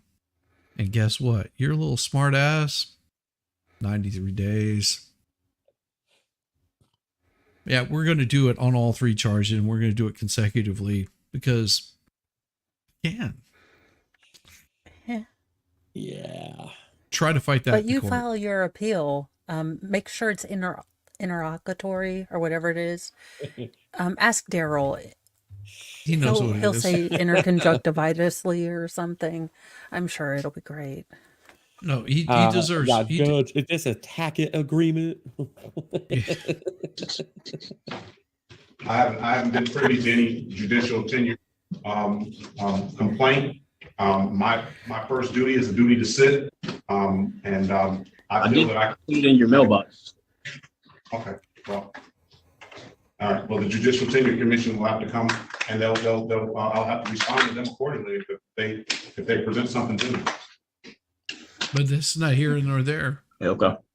The judge is like, I'm about to teach you things that your mom and Great, dad thanks, sir. clearly Next court missed date, out on. 9/22. You're still expected to turn yourself into the Wayne County Jail. Well, Your Honor, I would ask No. one final argument. I understand that he may have indicated he did not want an attorney to represent him. Jail time is a very harsh penalty. And I know that the No, court I didn't know. just immediately come to that decision. I would ask if the court No, would consider some of the that things was that over a year were ago we stated on came the to that record decision. in terms of he now has a better understanding. He is No, apparently he doesn't. remorseful of how things played out. And I would ask if the court would issue a monetary fine for the contempt rather than jail. No. Court, please. And he's got a proceeding in federal court against me. So where is it? You know, where's this? I'm simply trying to But again, protect. Your Honor, my- but my- again, my Your life. Honor, Right, Mr. I have a- Lockhart, on behalf of Mr. Lockhart, stop. Mr. Lockhart, shut up, What I'm please. saying, Shut the up. court has to Trying to understand the save fact that you. a lot of these things came into play before today. So if in fact there was something Really? filed, it was before today, before having a better understanding of how the process works, how to conduct oneself in court, Oh, and that she one is- is held to the same standards as an attorney. I would ask if the court would consider converting that jail term into a monetary fine. No, He can't even look him in the eye. not at this point. Boom. Your Honor, I only have a federal claim against you as a means to try to keep myself out of jail. Right? And it's not going to work. It's not that I wanted to. You know, You can take any action. You can take any action under the law that you choose to, sir. I haven't prevented you or even tried to even attempt to prevent you, and I can't prevent you from doing that. I don't want to do that. I just want to handle this, pay whatever I need to really? pay, and move on. You know? That's not how it works. That needs to be sitting in jail. Fuck I'm an upstanding individual. On the horse you rode in on? That's what the judge is saying. No. Understood. Thank you for that allocation. But on behalf of not the happening. defense would now move to ask if the court would allow a hearing on the contempt proceedings. That hearing has sailed. He has been gone. He has 30 days for the hearing. Procedurally, that has sailed a long time ago. So he already had a hearing on it? No, we asked him, offered a hearing on that. We offered him an attorney on that before we entered into found him in contempt. We offered him to speak with a lawyer on that day. He chose not to. It's been over, I would say, quite frankly, a year at least. No, The I'm not motion done was- playing this He shit. was gonna file a motion by 5/27/2022. It's been a long time. Those ships have sailed. Yeah. But Your Honor, not playing. arguably he didn't have the assistance No, of counsel. there's no So I would ask, arguing did we go through all of the steps for him to waive his right to counsel in that type of proceeding? Yes. Well, you can go back and look at the transcript. If he wants some representation now, he can either be a court-appointed a lawyer, or he can hire a lawyer on his own. I ain't playing this But shit. at this juncture, I'm not inclined. You know, I get people tell me I'm too lenient, and I'm a defense judge, and I try to be fair to everybody that comes through here. I gave Mr. Lockhart, and I'm giving Mr. Lockhart now over a half hour when other people only get 5 minutes to speak. Yep. I gave him ample time today and back when he came in court the last time. And you say that he's changed, but he came into court today spewing the same stuff that he started out before he talked to you that he did when he was there. I read those motions that he filed, which was in the court's eyes had no basis in law whatsoever. None. I've never seen those legal theories that he's purporting. I don't know if you, well, let me strike that. I've seen those legal theories that he's purported, but I've never seen those in the rules of court rules. I've never seen that in any of the law books that I've ever read. Trying to hold it together and failing. He's this close. I told him this back then, that he needs to go get the rules. I gave him an opportunity to read the rules of procedure. He refused everything.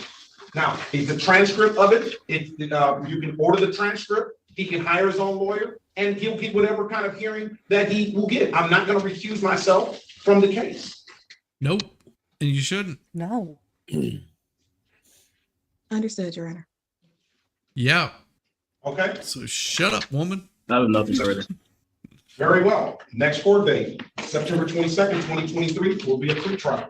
Have a very good day, sir. And again, your word to turn yourself into Wayne County Jail. Okay. Have a great day. Yeah. Do you think that's going to happen? No. Yeah, he ain't showing up willingly. Survey They're going to send a says- paddy wagon. No, the only way he's showing up there is if he is in handcuffs. Mm-hmm. Because they ain't going to play. They ain't going to play. Curbside service with a smile and a pair of handcuffs. All right. Oh my God. Well, that do was something entertaining. here. Oh, dude. Just watching these judges just do the smackdown on these guys. I'm going to find a really short one here. Oh, this one's a soft sit round 2. You can't watch round 2. Wait. Oh. I mean, I never in my life thought that you could just like say, you know what, Your Honorness, I have decided I just don't feel like going to jail, so we're just going to go ahead and clear my schedule of that right now. Son, it don't work that way. And understand, we're about to teach you some lessons here Mom and Dad clearly skipped out on. So I would recommend shut up. This is going to be epic right here. I am excited. What's your name? Oh, goodness. I'm here representing Brian Musgrove. You're Brian Musgrove? I'm here representing. I have no idea what that means, so why don't you come up to the podium?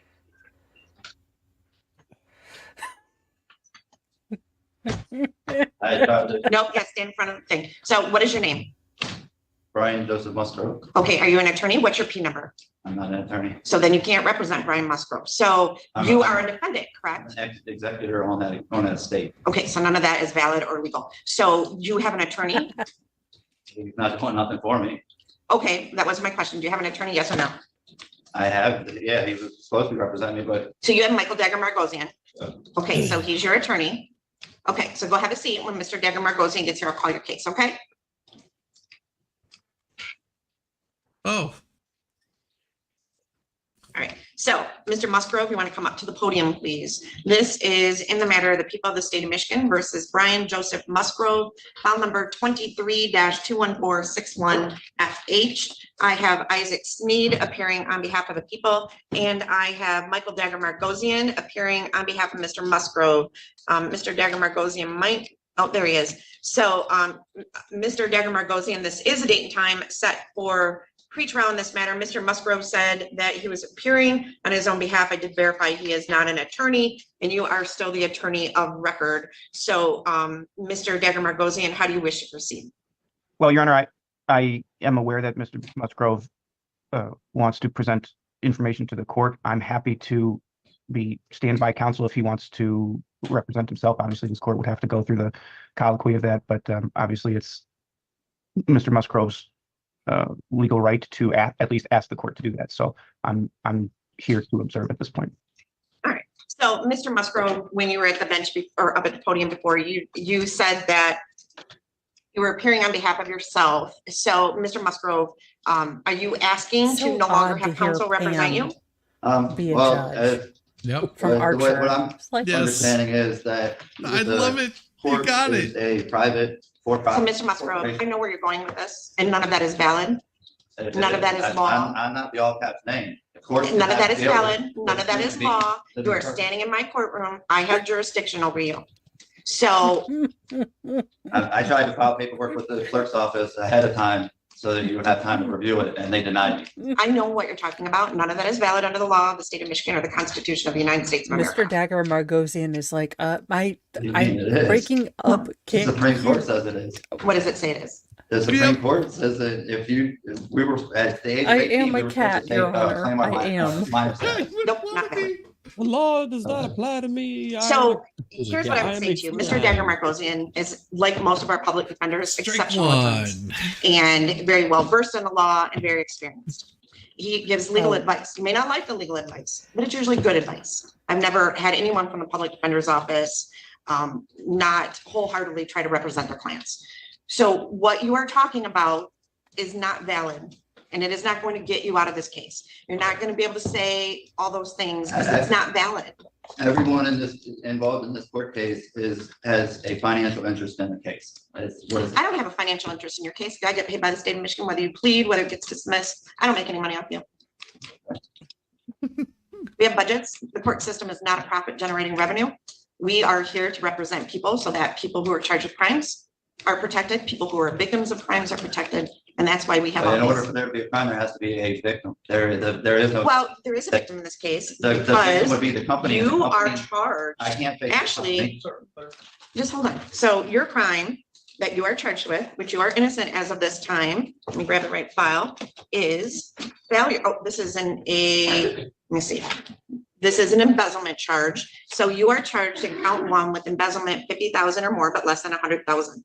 That being an agent, servant, or employee of Hardwoods of Michigan Industries did convert to your own use without the consent of your employer or principal, industrial tools and equipment in the amount of $68,938.40 or money or equipment. And that's a Whoa. 15-year felony. So if you were found guilty by a jury, you can go to prison for up to 15 years.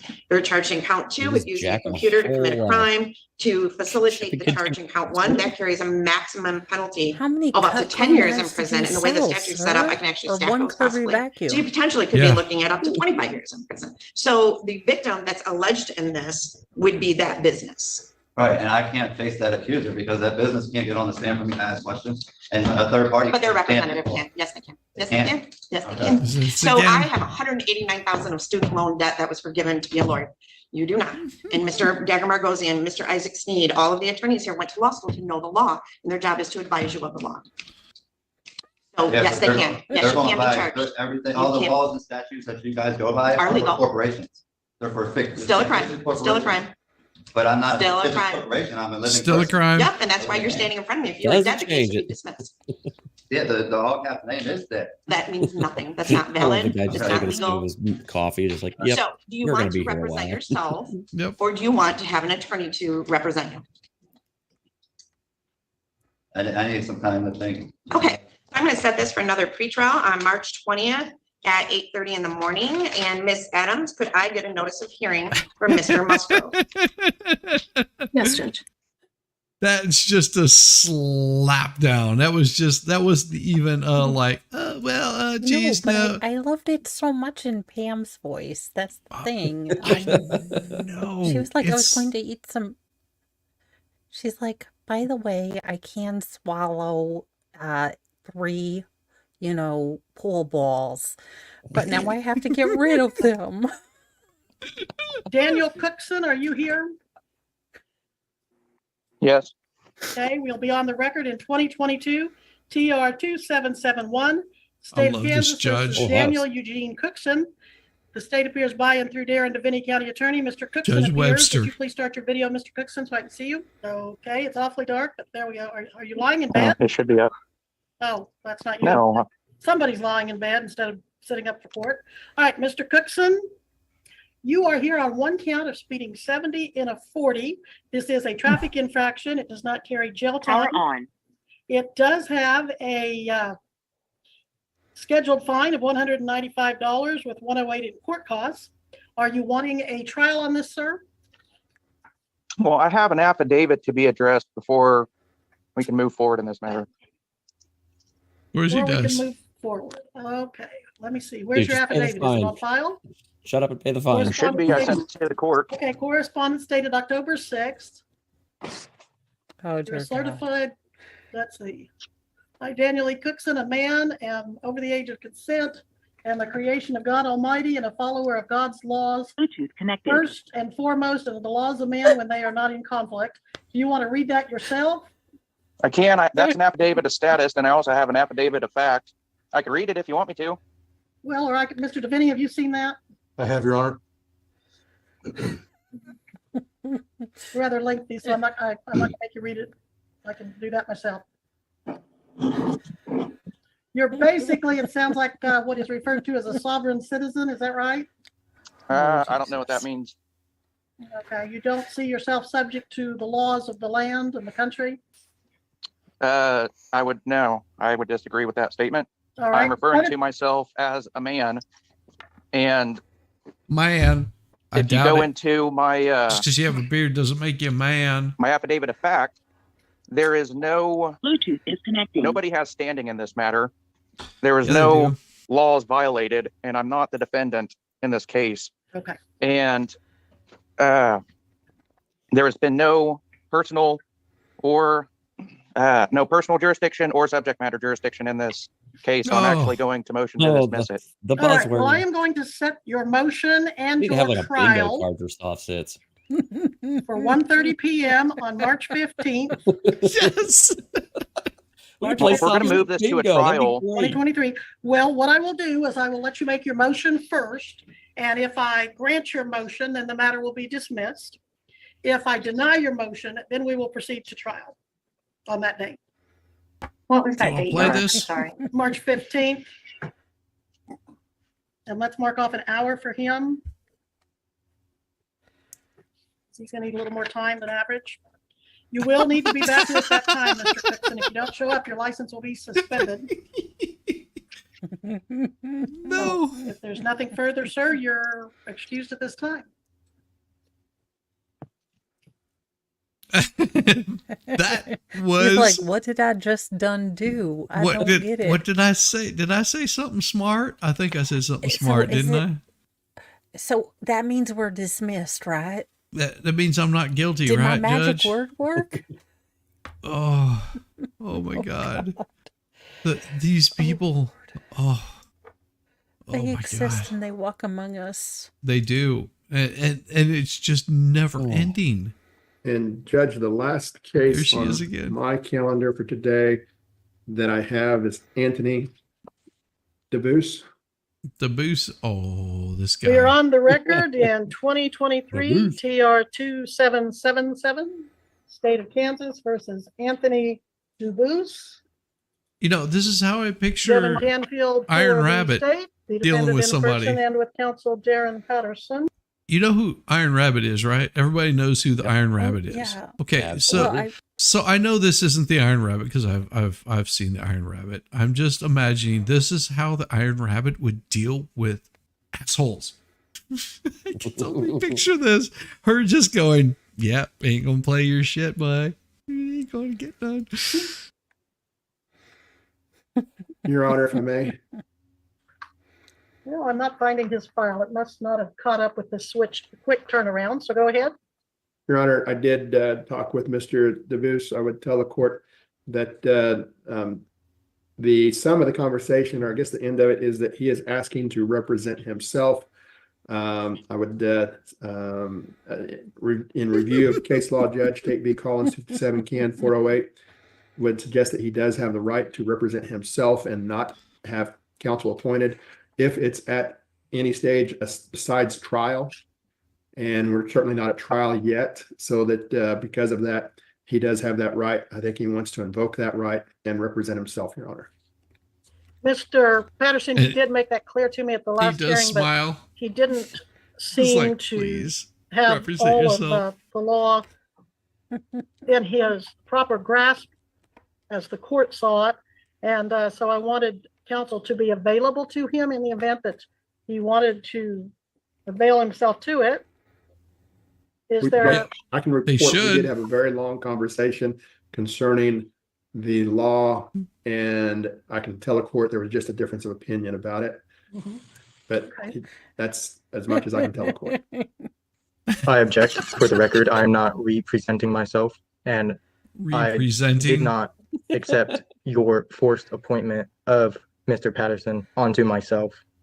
I am not representing myself. I am in propria persona as age of majority, handling my legal affairs as I need to, which is, again, I, as Mr. Patterson said, retain and attain my rights, and I shall not be abrogated from them. And you know, here's the thing with guys like this. Whenever you run across a real man with your little bullshit talk like this, you know, they don't tolerate this stuff. In a court of law, they tolerate it because that is what they are attorneys. But in a polite society, you try pulling this shit and you're lucky that you can walk out of it alive. So just a note, note to all you soft sits that decide you want to drive through a whole, parade full of people, and you have this kind of attitude right here. Just know that there's people that might be somewhat similar to me that don't tolerate your shit, and they see you as a threat, and. You know, you can sit there and spew all your mumbo jumbo all you want to, but it's pretty hard to spew whenever, there just might be like 15 rounds in your chest. Just saying. It's going to be awful hard to spout that soft sit bullshit whenever here. All I can say is Daryl Brooks was really lucky he knocked on the guy's door that he knocked on. Because had he knocked on my door, I think that we would have used the wireless hole punch on him multiple times and probably reloaded just to make sure. Yeah. I kind of wonder if the cop that took a couple shots at Brooks was like, yeah, maybe I need to go back to the range and practice a little more. Yeah. It's just because it is an attitude like this that in a normal society, it does not float. It does not work. Tammy, keep warm. Hot water bottles, heated blankets. It helps me. Oh, sorry, Tammy. Oh, Tammy, get to feeling better, sweetheart. Really. Yeah. And I recuse Mr. Patterson from being a public defender for me. And I also want to show for the record pay that our taxes you called back to us. My proper case trade name, my given name, Anthony Dubus, instead of the all caps Anthony Edward Dubus named accused defendant. And if I can also have, I believe it was Rikier, who is the prosecutor or attorney for the state, to appear and show himself on the record. She's trying not to laugh. Oh my gosh. Let's see. The Slack behind the scenes, the private chat. The flip does he think he's saying? Again, She's I over asked here for like, Mr. guys, Rikier to I show can't himself laugh. Okay, and stop. appear on the If you'll record. give me just a Like, moment, stop teasing. Again, Savannah, sir, if you'll give me just a minute. Savannah, do you think that court file could be brought to me rather quickly? I don't think it got pulled for today. Okay. Because that is recently. She's like, listen, try to pull it up here. on the computer. We've got a little bit of Gauge. We have a little bit of our computer functions Gross, back, but I gross. don't know if I'm going to have what I need. But I Oh, will. you saw the latest one he tried pulling, right? Do you want me to go try and pull that for you, Judge? No. Well, no. Oh, I was just thinking I couldn't call him hippie Jesus because no, Gaze Gorsuch tried coming out and the inflammatory things that he was saying. Oh, I'll show him it to you. saying something. Give me just a second to see what I can find on the computer, if anything, It's to save you tight. that trouble. What? Oh, but was it defamatory? Okay, maybe I'll could find been. That's a word. Could have been. There we go. I love it. How I lost All my right, right to Mr. bear arms. Dubus, you're charged, as you may recall, with operating a motor vehicle without a valid license in Butler County, Kansas on August 17 of 2023. You were also charged in count 2 with operating a motor vehicle without registration or with expired tags on that same date, as well as in count 3, operating a motor vehicle without proof of liability insurance on August 17th of 2023. So again, that's no driver's license, no tag or registration, and no insurance. Pay the fine. I object before we move forward. And under And, Kansas law, if you're going to operate a motor vehicle on Kansas roadways or federal highways or county highways, you are agreeing to follow the law that you will have a driver's license, have a licensed tagged car, and that you will have insurance on that car. Now, if you do not want to have counsel, I'll have Mr. Patterson, I'll ask that he be standby. At this time, you want to represent yourself. You say you don't want to represent yourself, but you can't have it all ways. You have to either have counsel or represent yourself. So you don't want Mr. Patterson, is that, or other counsel, is that correct? hold on, I object. This needs to be addressed first. Can Mr. Regier please show himself on the record in person for this matter? Mr. Patterson, humor the defendant, or Mr. Regier, why don't you, for the humor of the defendant, show your picture, turn your screen on. I assume you're the one that charged the document. There you go. That's Jared Regier, the prosecutor that filed the case. He's not the witness in the case. The witness will testify at trial. So are they twins? Again, you don't want an attorney to represent you. Is that right, Mr. DeBooth? They are. I do not want an attorney. Thank you for And answering I this need question. Mr. Regier to actually come on the record. Okay, now, you're not in control of this hearing, sir. I'm appointed to do that, so you do not want an attorney. Do you understand that you could hire any attorney of your choice? And if you cannot afford an attorney, you can apply for court-appointed attorney. Do you understand that, sir? No, I'm an idiot. I comprehend that. All right, that's before all I we need to move know. forward, I need All right, you to comprehend it, and you don't want the attorney.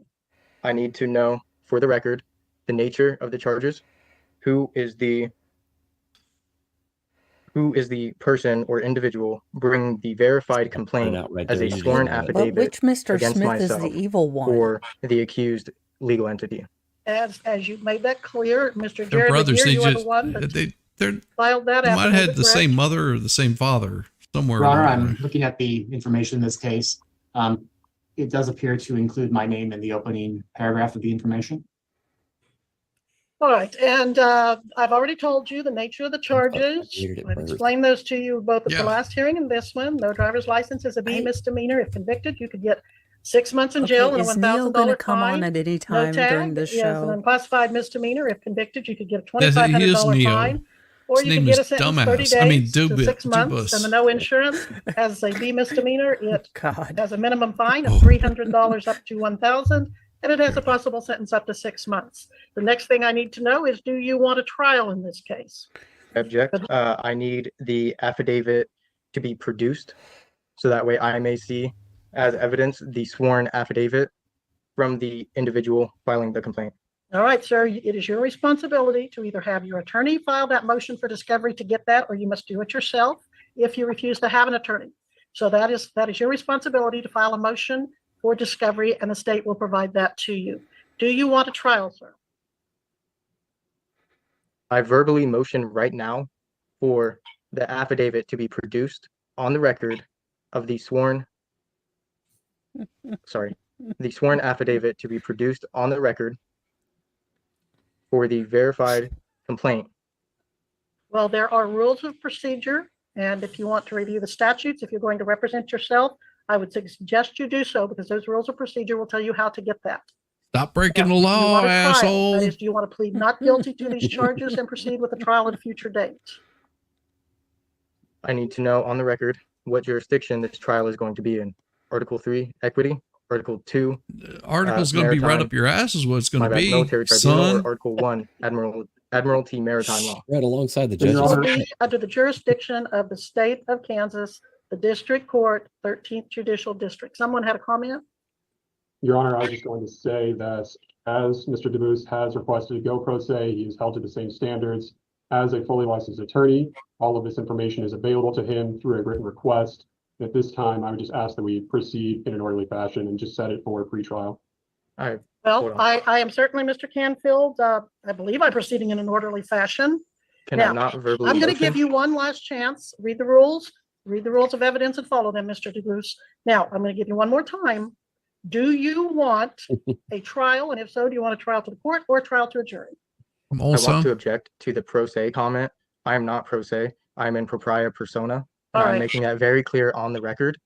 And if this does go to trial, I retain and claim the Article 3 equity court. And I demand a jury. I didn't a know trial we had a DI by or jury, a grand jury DEI of 12 jurors. court. Well, you're going to get a trial under Kansas law of 6 jurors for a misdemeanor, not 12. And you're to put I'm that sorry, request in I writing object. too. All Okay, you're going to put that in writing criminal too. courts are federal, and this court is No, they're federal not. incorporated No, it's under, not. No, under it's the not, United sir. No, You're it's totally not. out of order.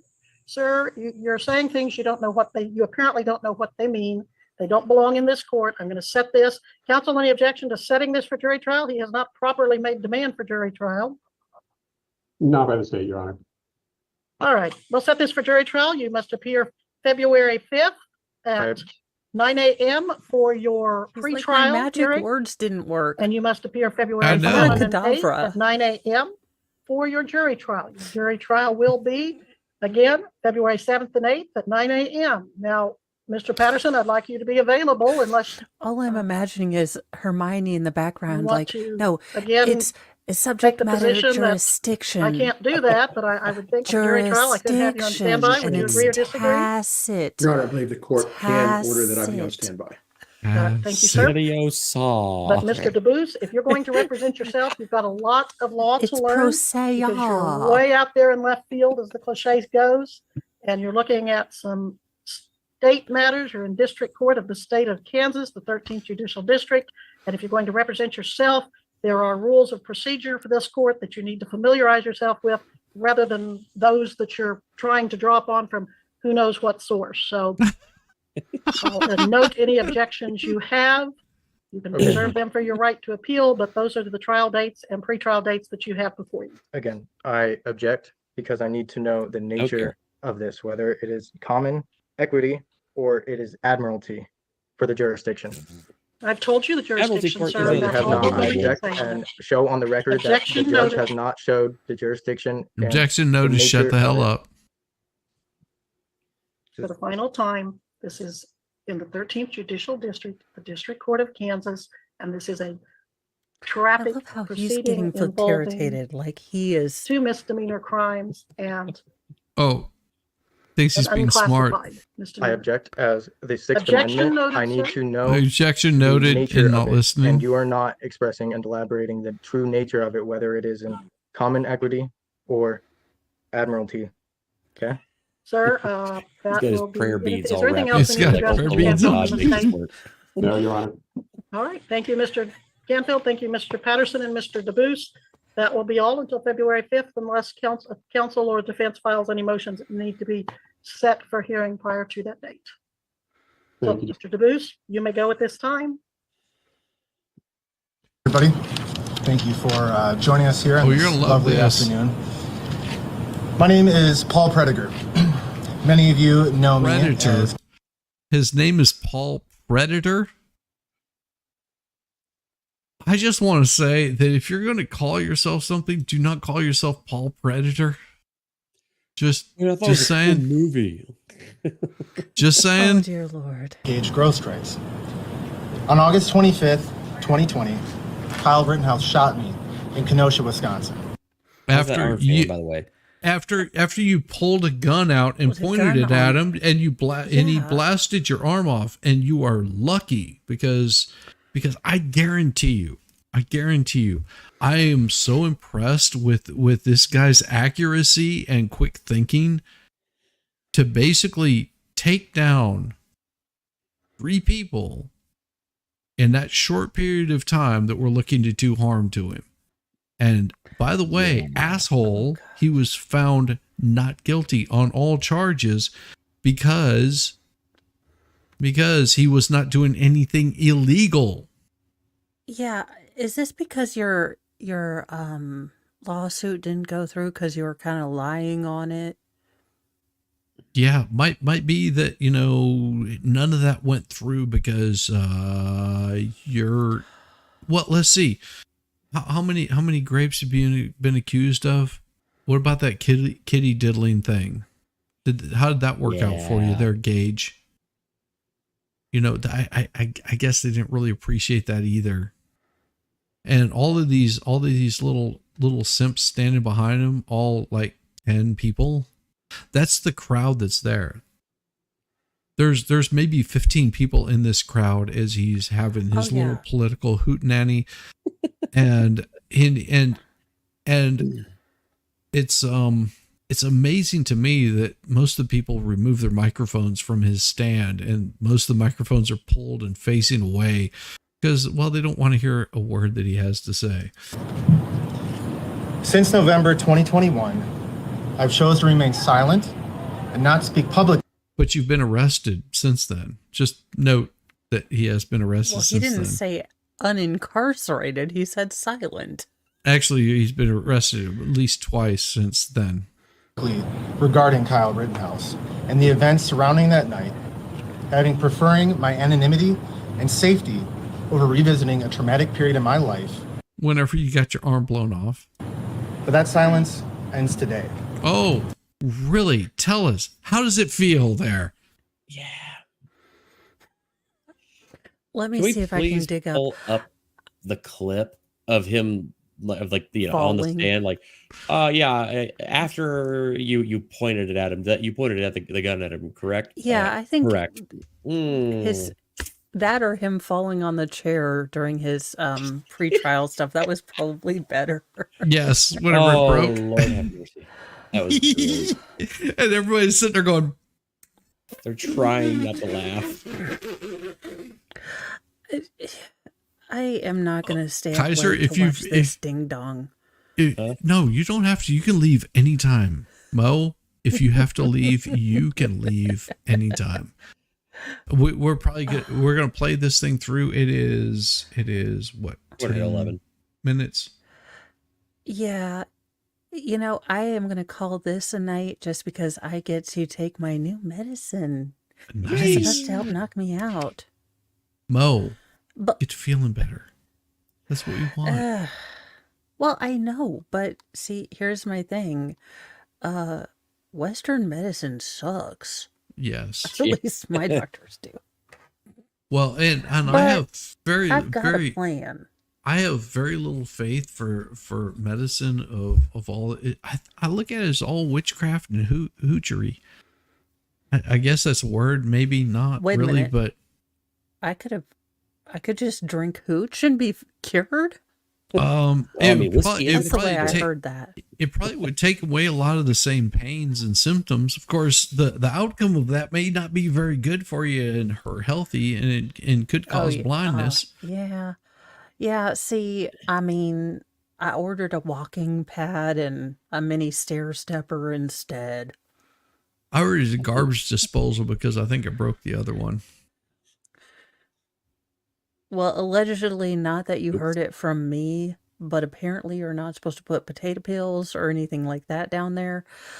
Then I wonder why we even have a GD garbage disposal, because if you're Right? not allowed to throw all the crap under there, then why even have one? We'll just scrape it off in the trash like heathens. It's supposed to be a damn garbage disposal. It is garbage. I should be able to throw all the garbage in there and then dispose of it. But you're not supposed to throw chicken bones in there, I guess.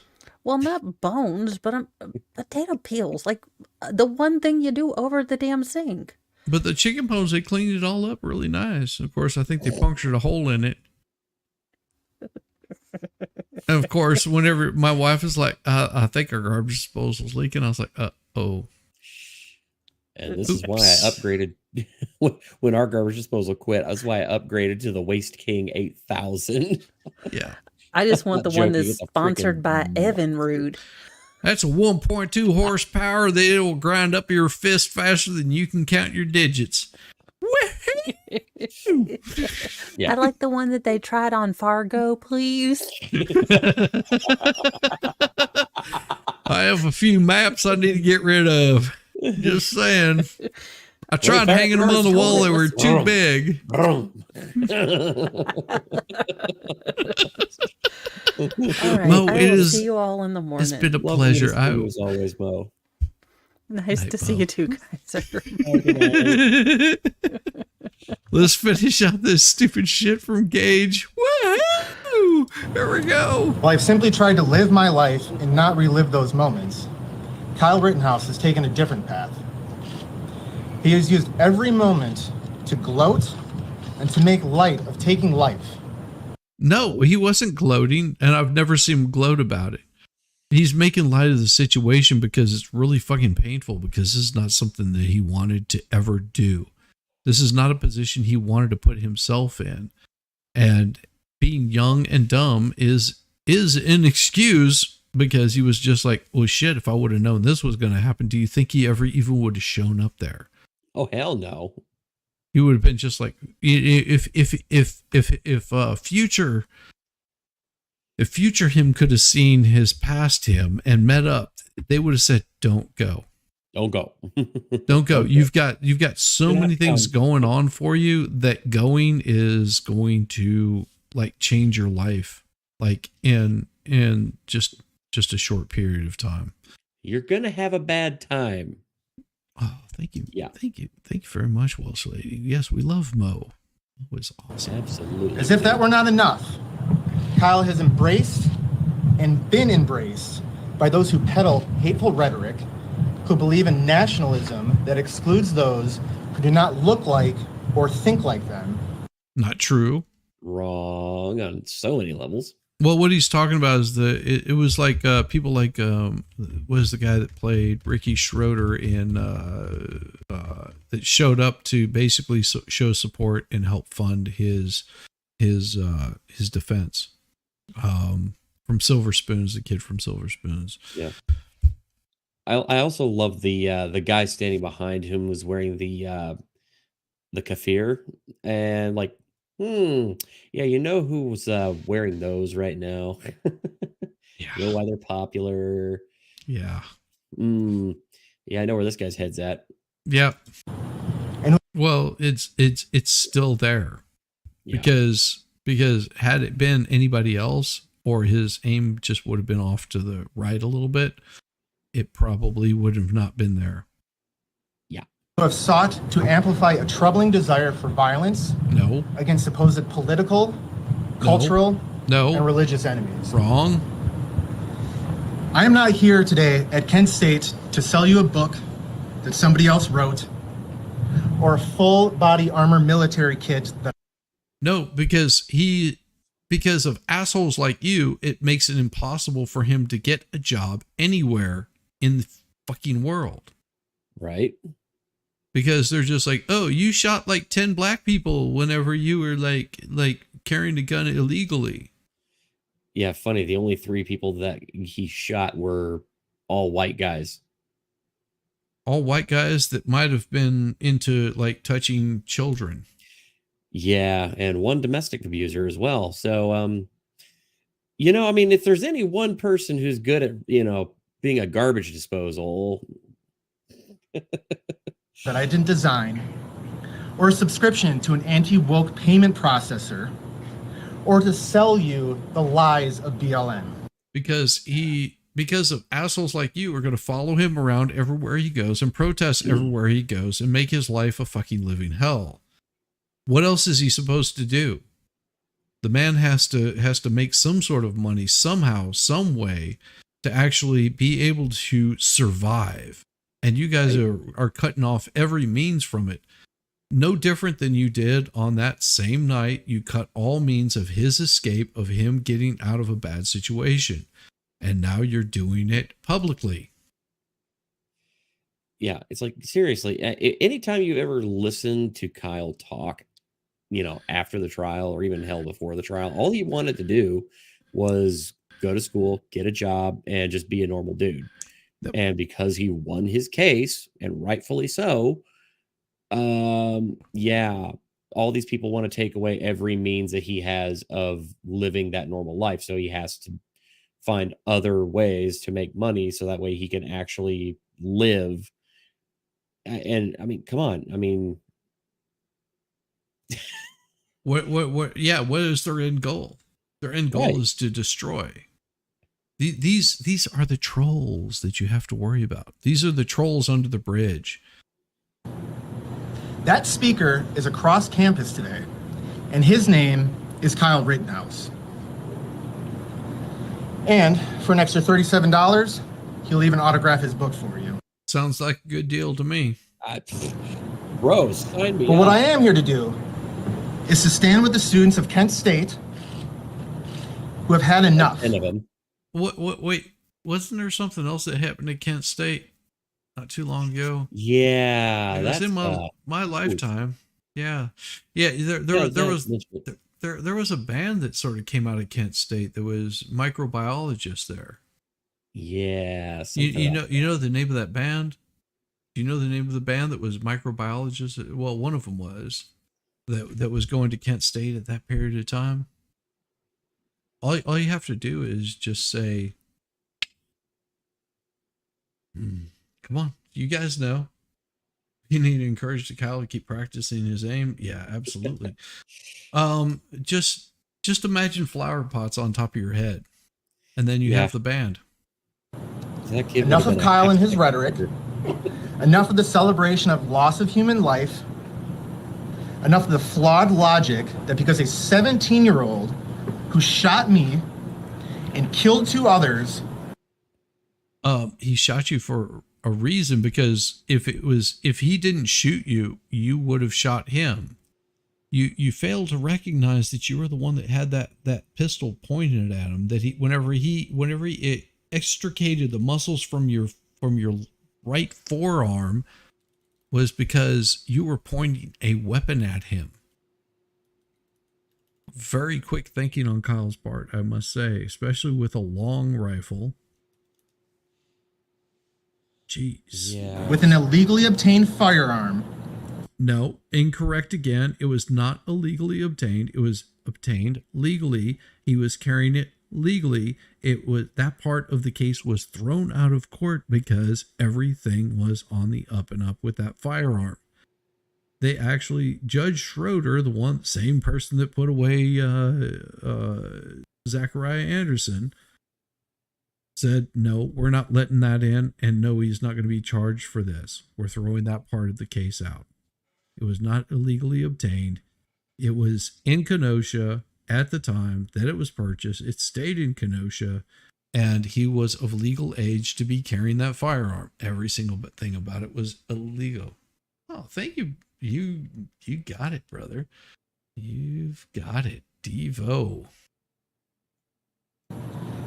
An illegally carried firearm is now somehow qualified to be a champion of gun rights. Enough of the sad fragility that proclaiming and accepting Black Lives Matter, because they do, somehow I don't have to accept anything.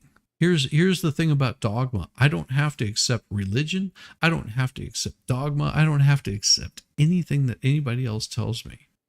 It is well within my right to not have to accept anything else that anybody else tells me about anything. It's a beautiful, beautiful country that we live in. You know what? If I don't accept that women have to wear hijab, what is it, Habibs or Taj Mahals or whatever on their heads, that's absolutely fine. I'm welcome to that opinion. Nobody else is going to change my opinion. If I say they have to wear them, nobody has to accept my opinion. It's beautiful. That's the beautiful part of this country. Values or threatens white lives. Enough of the lies and the deceit that has been told by Kyle Rittenhouse for over 3 years about what actually happened in Kenosha, August 25th, 2020. So I ask all of those of you who are interested to join me and these student organizers behind me and in this crowd, all 10 people, to come to the Oscar Ritchie Hall for a hopefully enlightening teaching experience. Because students deserve an alternative to the hate and division that Kyle Rittenhouse seeks to sow on campus. And with that being said, I'm very thankful for my invitation here and being able to be amongst y'all. Thank you. Yeah, that's the crowd. Yeah. Private chat there, Shizzy. All right, brother. I was looking for it. I knew that you were going to have something. Well, you know me. I love it. I love it. I love it. I love it.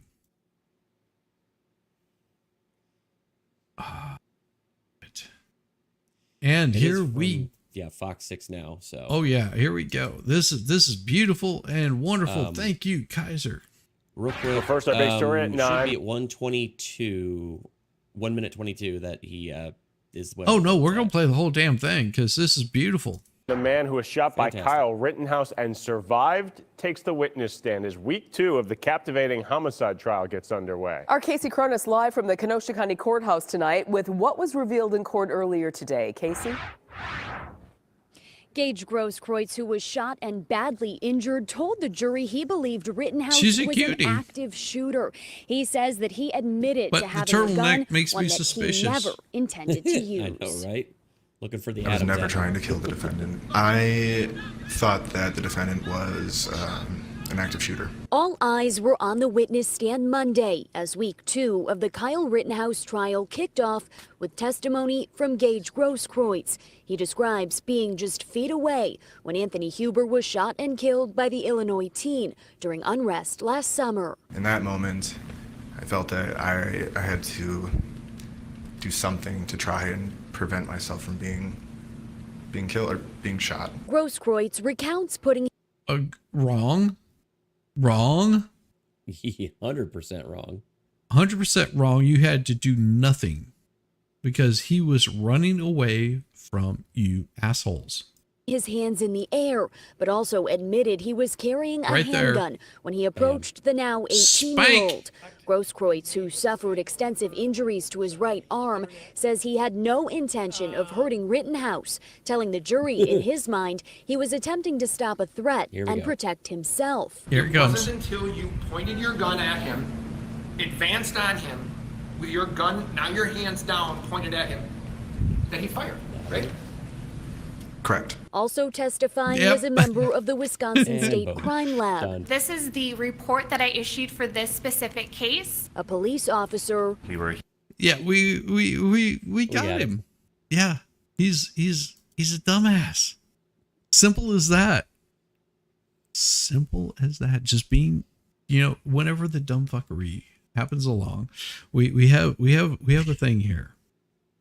It says, let's keep the dumb fuckery to a minimum today. Well, he done fucked around, and well, that's what happens whenever you do this kind of crap, because you pull shenanigans and well, you end up missing part of your bicep. Yeah. That was How's that arm treating you?